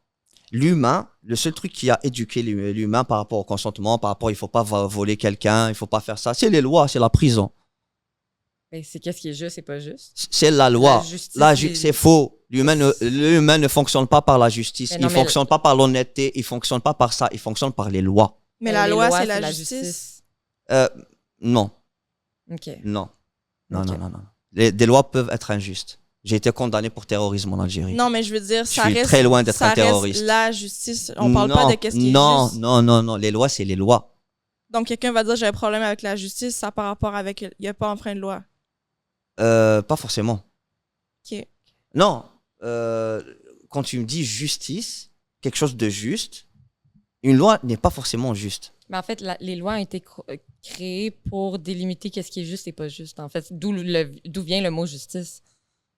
Oui, justice, je sais. Qui est juste et pas juste. Là, tu parles de théorie, je te parle de pratique. Est-ce que les lois sont justes dans le monde? Ça dépend pourquoi, mais il y en a Pour tout. Il y en a que non. Les lois n'ont jamais été justes. Les lois ont toujours été pratiques par rapport au temps. Mais tu sais, moi, je suis vraiment contente d'avoir des droits et libertés. Genre, comme... Oui, je suis d'accord. C'est juste, ça, je trouve, justement. En fait, ça fait. Mais c'est pas l'éducation du monde qui t'entoure qui t'offre ta liberté. C'est ces lois-là qui t'offrent ta liberté. Mais l'affaire, c'est que je trouve ça un peu...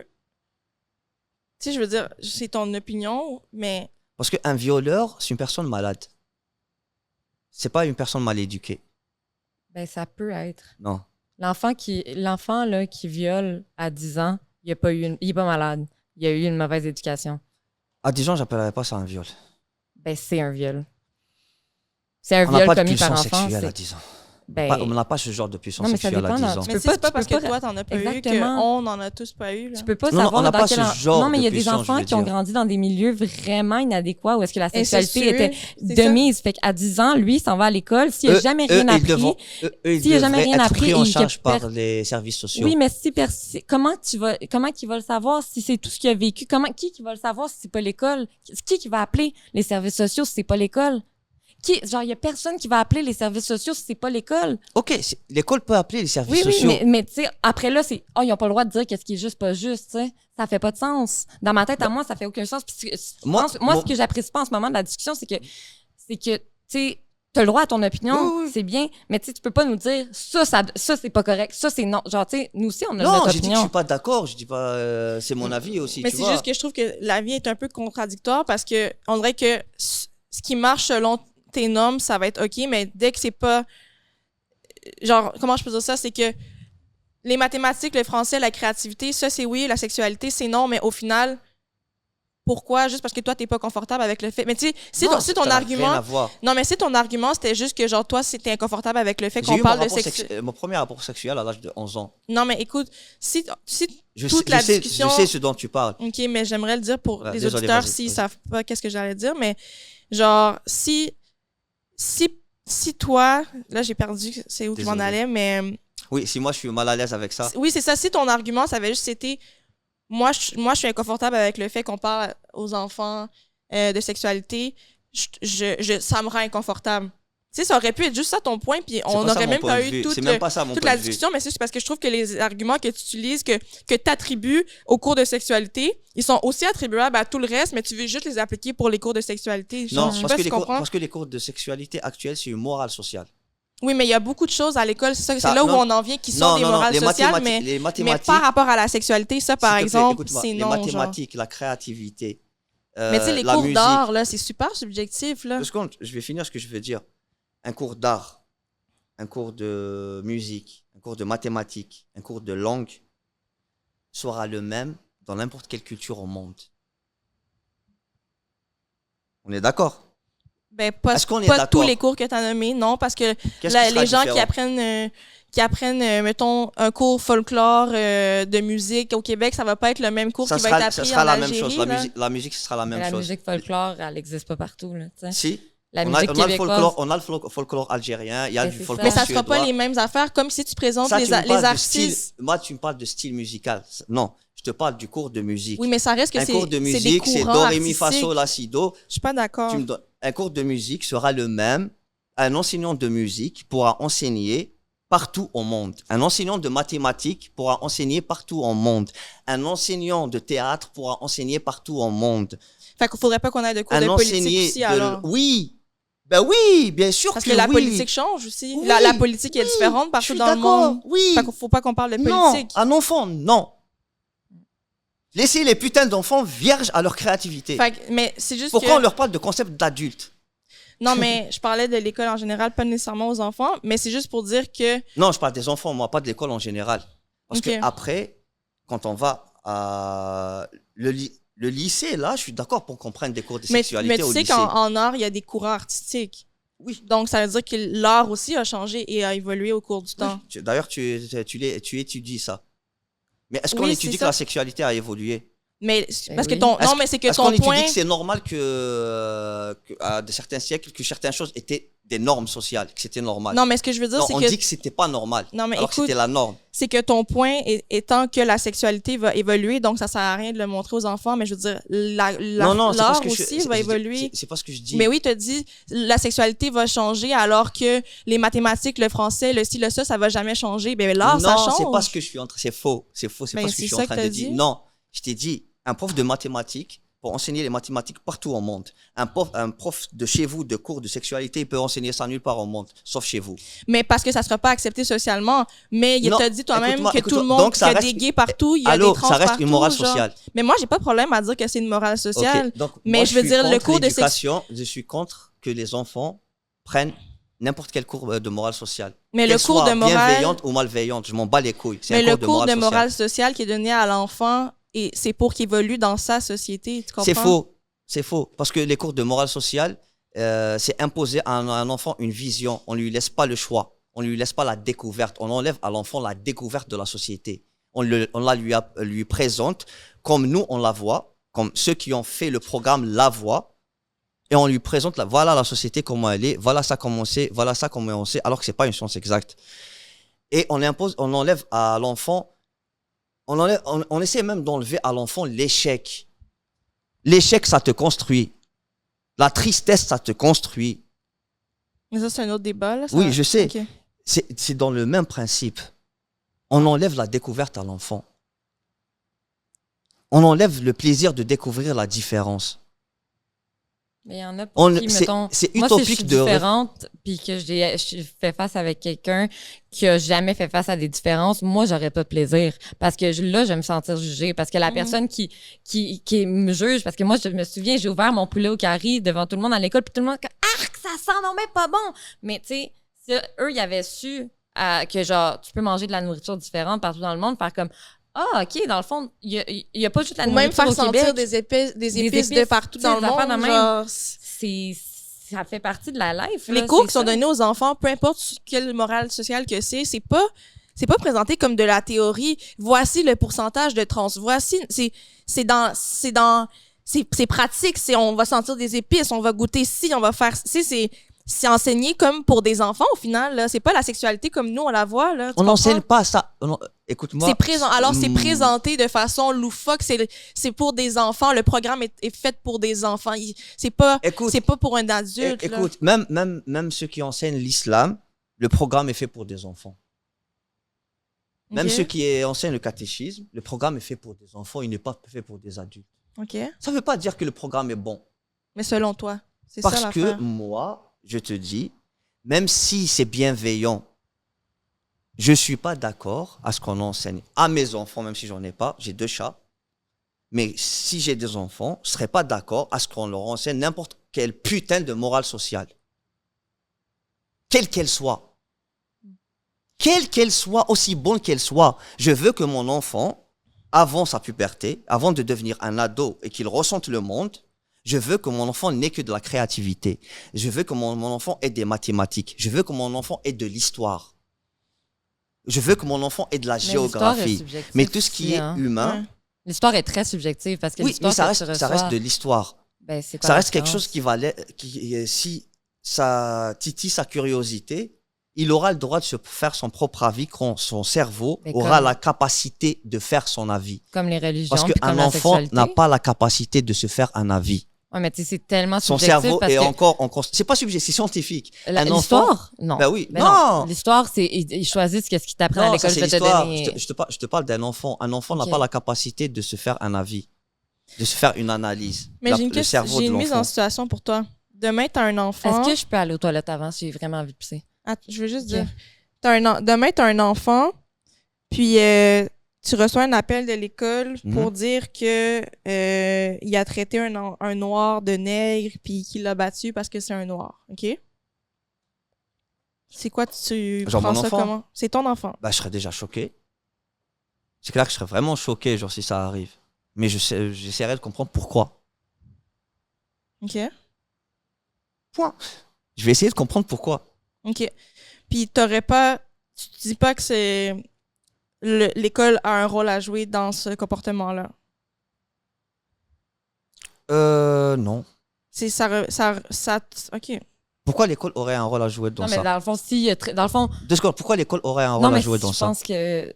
J'ai une question, c'est que dans le fond, si, dans le fond, il a dit ça, c'est juste à cause de toi, si l'école, genre, il a pas donné aucune morale, aucune... il n'y a jamais eu cours de rien. Oui. C'est juste à cause de toi. C'est de toi, dans le fond, qui l'a éduqué. Non. Ben non, mais... Non. C'est la société qui éduque et la famille. Mais c'est les deux qui éduquent. La société et la famille. OK, fait que la société... Mais pas l'école. Non. Mais l'école, c'est pas la société? Non, la société, c'est les gens. C'est la société. C'est pas l'école. Okay. C'est ton entourage, c'est ta rue, c'est la rue, c'est tes fréquentations. C'est ça, la société. L'école n'a jamais éduqué. Enfin, c'est quelqu'un autour de toi qui a appris à dire des mots comme ça veut dire? C'est ça. C'est automatiquement ça. Puis tu dis pas que ça serait correct que l'école intervienne puis lui apprenne que ça se dit pas? C'est pas le rôle de l'école.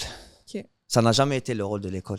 Et à chaque fois que l'école a pris ce rôle-là, c'est parti en couille. Fait que l'école, ça a niqué la société. L'école, c'est juste d'attendre que la chicane finisse. Non, puis d'appeler c'est pas son rôle, l'école. C'est ça que j'ai dit? L'école. Pas attendre. Non, mais en mode, ils interviennent. Il doit être en sécurité à l'école, mon enfant.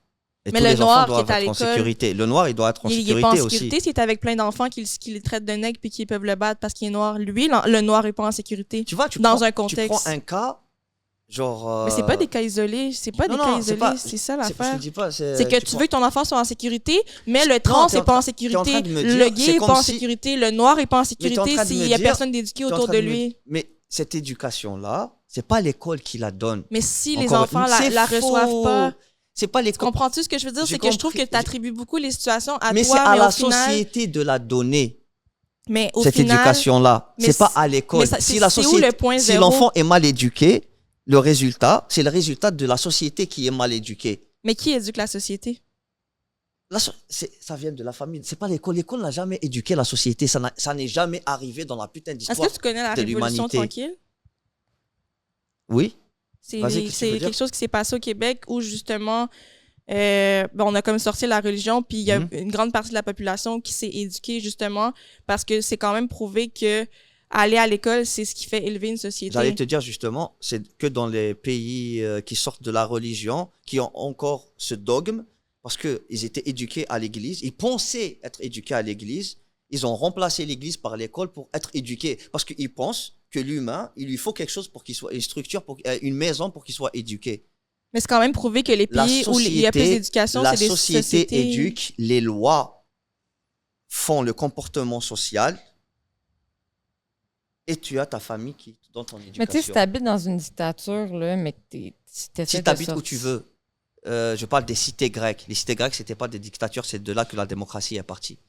Dans les cités grecques, c'est la société qui éduque la famille. Mais c'est juste que je trouve que c'est très beau sur papier, mais au final, qui éduque? C'est qui le point 0 ou le point 1 de la société? Non, mais pour éduquer la société. C'est les papas et les mamans. Oui, mais c'est qui les a éduqués, eux? C'est qui de la poule et de l'œuf? Mais c'est ça l'affaire, c'est qu'à un moment donné, il faut que quelqu'un prenne le step, tu comprends? L'école n'a jamais eu ce rôle-là. Interruption. On interrompt l'épisode. Pour présenter le Patreon. Dans le fond, là, on a un Patreon, on veut vous le vendre, on vend notre salade. Qu'est-ce qu'il y aura sur le Patreon? Des épisodes exclusifs, notre segment controverse à chaque épisode. Donc, vous avez à chaque épisode un bout extra qui, en plus, est un bout crunchy. Épisode qui va sortir juste sur Patreon. Les épisodes vont être là en avance, sans coupure, sans bipage. Déjà, comme vous savez qu'on en met du bipage puis des coupures, je vous le confirme. Peut-être que vous ne vous rendez pas compte, mais il y en a. Je vous le confirme. Oui, c'est ça. So, un peu de tout ça. Abonnez-vous. Y a-t-il d'autres choses? On va peut-être faire des... On va peut-être... Moi, je pense qu'on va se dévoiler un peu. En fait, on se dévoile en esti là, dans le... Oui. C'est plus intime. C'est plus intime. Les invités, ils savent là, que c'est des épisodes crunchy. Puis ça se trouve juste sur Patreon.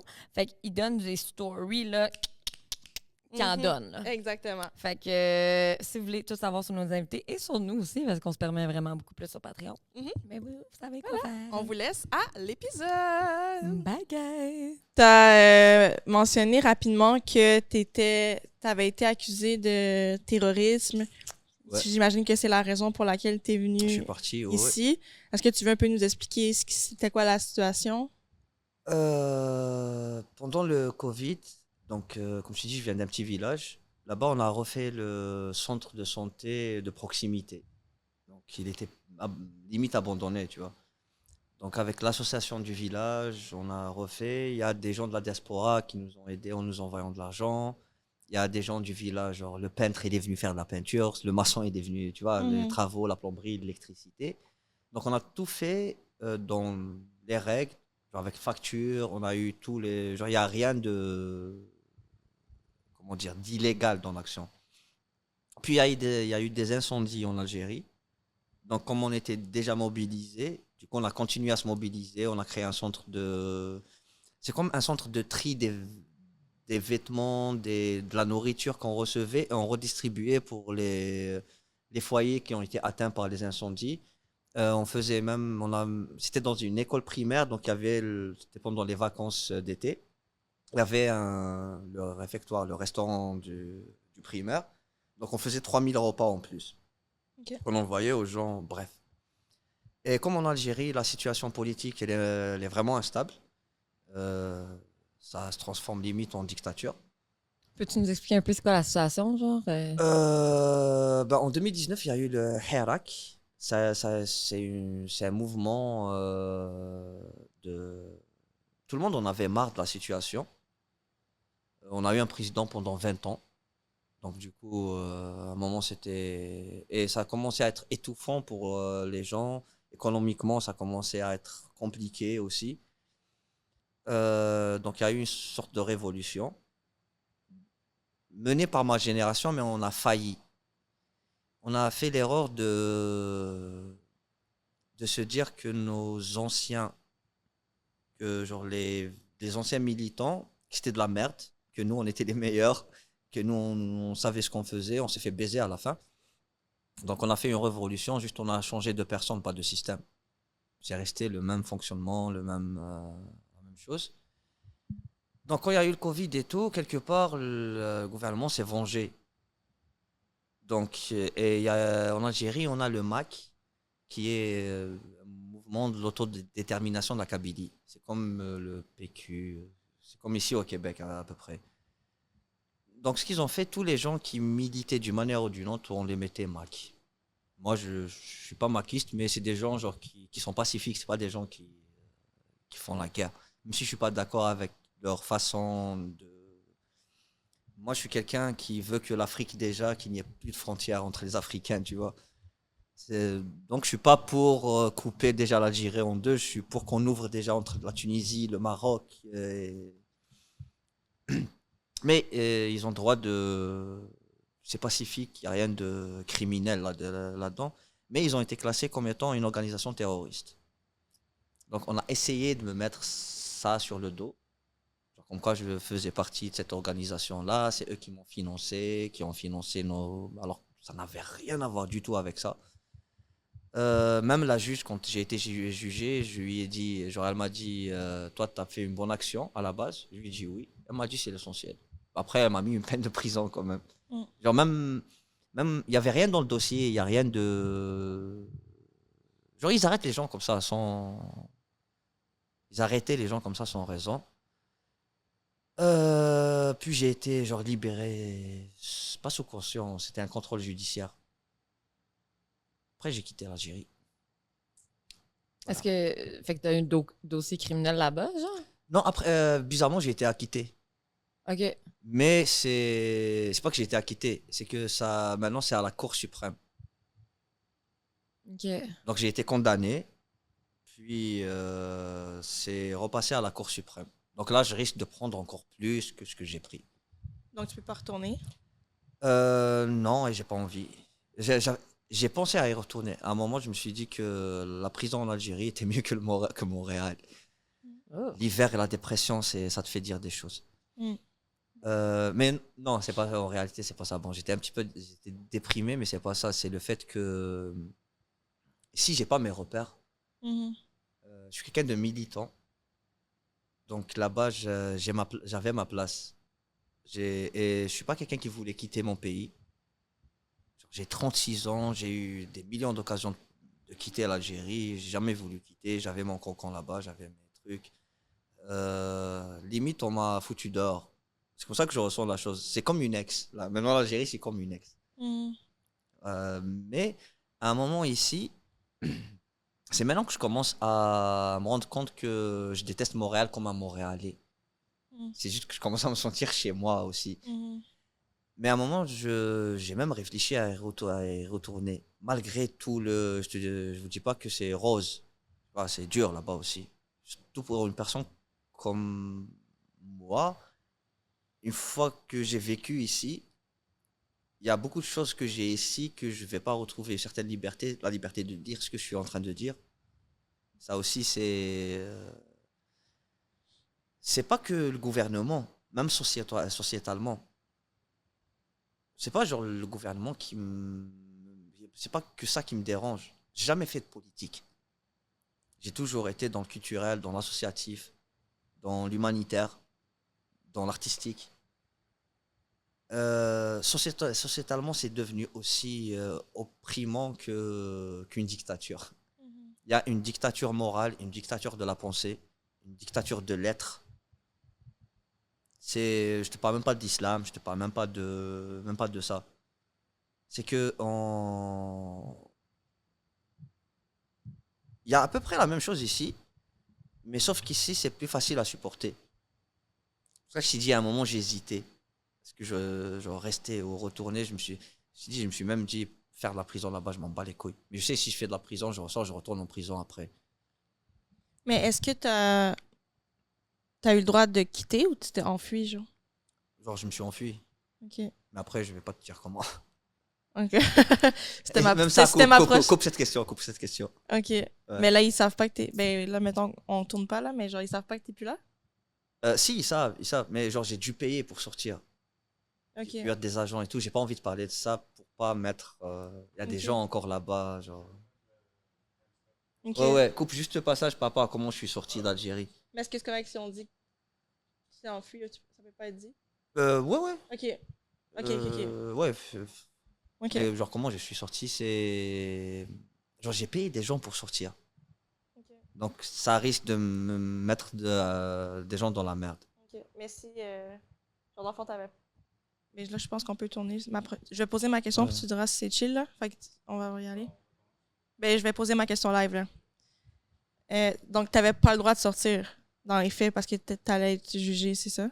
C'est ça, mais après, j'ai eu comment dire? Une petite porte qui s'est ouverte. OK. Et comme un rat, j'ai glissé ma tête, je suis passé. C'est bon. Puis ici, là, maintenant, c'est quoi ton statut? Là, je suis encore demandeur d'asile. OK. Donc, j'attends la décision finale. Ton plan long terme, est-ce que c'est de rester ici? J'ai jamais de plan à long terme. OK. Mais mes plans, pour le moment, ils sont ici. Genre, même artistiquement, je veux faire des choses ici. Au début, justement, c'est ça, quand je t'ai dit je voulais retourner en Algérie, à un moment, c'est monté à ma tête. Genre, je me suis senti Che Guevara, tu vois. Parce que aussi, je voyais pas de fenêtre ici. Même artistiquement, je ressentais pas encore les choses. Pour pouvoir créer des choses, pouvoir faire quelque chose. C'est ces derniers mois que j'ai commencé des projets. Je suis en train de, comme j'ai raconté tout à l'heure, comment il s'appelle? Santiago. À Santiago, désolé Santiago. Comme j'ai raconté à Santiago, je lui ai dit, tu vois, dans les films, il y a 3 chapitres. Tu as l'introduction du film, où le héros il est en train de ramasser toute sa bande. Après, tu as l'action. Moi, je suis là maintenant, je suis au 2e chapitre, là où je suis en train de constituer mon équipe, de faire le plan, voilà, je compte faire du stand-up, je compte faire un podcast aussi, je compte faire des courts-métrages. Est-ce que tu as des membres de ta famille qui sont ici ou tu connaissais personne à ton arrivée? J'ai des membres. J'ai beaucoup de gens de mon village ici. Je suis kabyle. Et on est partout. Okay. On est partout. Alors là, genre France, Canada, Québec, c'est francophone. Donc, c'est les premières destinations d'immigration. Donc, j'ai beaucoup de gens de mon village ici. La communauté kabyle, il y a de l'entraide. Même si des fois, elle est dure à trouver. Mais en comparaison au pays dans lequel on vit, c'est dur de trouver de l'aide dans ce genre de pays. Il y a vraiment de l'entraide. Ouais. Genre, on te conseille, tu vois, quand tu arrives en général d'Afrique, même le système économique, le système bancaire, les cartes de crédit, les courses. Moi, la première fois que je suis arrivé, j'ai acheté un oignon et je sais pas quoi à IGA. C'était des trucs bio là. J'ai payé ça $45. Putain, je me suis dit, je vais maigrir dans ce pays. Tu vois, tu n'as même pas les trucs. Voilà, tu peux aller au Super C, tu peux aller chez les rebeux, justement. Les fruits, ils sont meilleurs. Ils sont meilleurs à Jean Talon, les fruits. Bref. Donc, tu vois, ces petits trucs-là, il y a beaucoup de gens quand je suis arrivé, c'est pas, j'ai acheté ma voiture chez un kabyle. Mon mécanicien, c'était un kabyle. J'ai acheté la puce, là, le téléphone. La première, je l'ai acheté, c'était un kabyle. C'est même pas, c'est du hasard. Mon assurance auto au téléphone, c'était un kabyle. Mon permis, je l'ai passé, c'était un kabyle. Mais t'es arrivé ici seul initialement? Je suis arrivé avec mon ex. Ok. Voilà. Après l'hiver à manger notre amour. Et elle est encore ici ou elle est partie? Ouais, elle est encore ici. Ok. Elle est encore ici, je crois. Bon, ben parfait. En le fond, nous autres, on va remercier nos commanditaires habituels. Donc, on dit encore un gros merci à Eros et compagnie, SBSB 15 de rabais en achetant tout sur leur site web. Salvatore SBSB, 10% de rabais en commandant en ligne ou sur l'appli. Et bien sûr, Case Me Design, j'ai pas mon téléphone, donc Buy 2 Get 3 SBSB ou SBSB 15. Est-ce que tu pourrais dire, en fait, si tu as des projets futurs, où est-ce qu'on peut te retrouver si on veut te suivre, tes projets artistes, stand-up, si tu veux te plugger, c'est le temps. Là. Pour le moment, j'attends des OK. Donc, je ne vais rien plus plugger, mais voilà, je lance un podcast dans pas longtemps. Donc, j'ai plus ou moins réglé la logistique. Il ne me reste plus qu'à passer à l'action. C'est plus dur, je sais. Pour le stand-up, je suis en train d'écrire. Donc, vous pouvez me suivre sur ma page Instagram ou Facebook. Je communique souvent quand je fais des scènes. Ça va être en barre d'infos. On va mettre tes liens si jamais les gens veulent aller te suivre et tout. Je manque de followers, justement. Je suis pas le genre à dire abonnez-vous, faites des j'aime. Je fais pas ça, ce qui est con. Ouais. Mais merci d'être venu. Merci à vous de m'avoir invité. C'était un plaisir. Oui. C'était un plaisir de me chicaner avec vous. Ouais, ça arrive pas souvent, mais ça arrive des fois. C'est magnifique. Sinon, nous, on vous dit merci d'être là chaque semaine. On se retrouve tous les mardis matins à 6h. Vous pouvez nous suivre sur toutes nos plateformes sbsb.podcast. Puis on espère que vous avez aimé cette discussion enflammée, un peu différente à l'habitude, mais ça vous donne des petits vibes de l'épisode avec Prinzy. Ok, oui. Voilà, ça arrive une fois de temps en temps. Yes. Donc, pas espérer en plus. Non. Donc, merci la gang. À la semaine prochaine.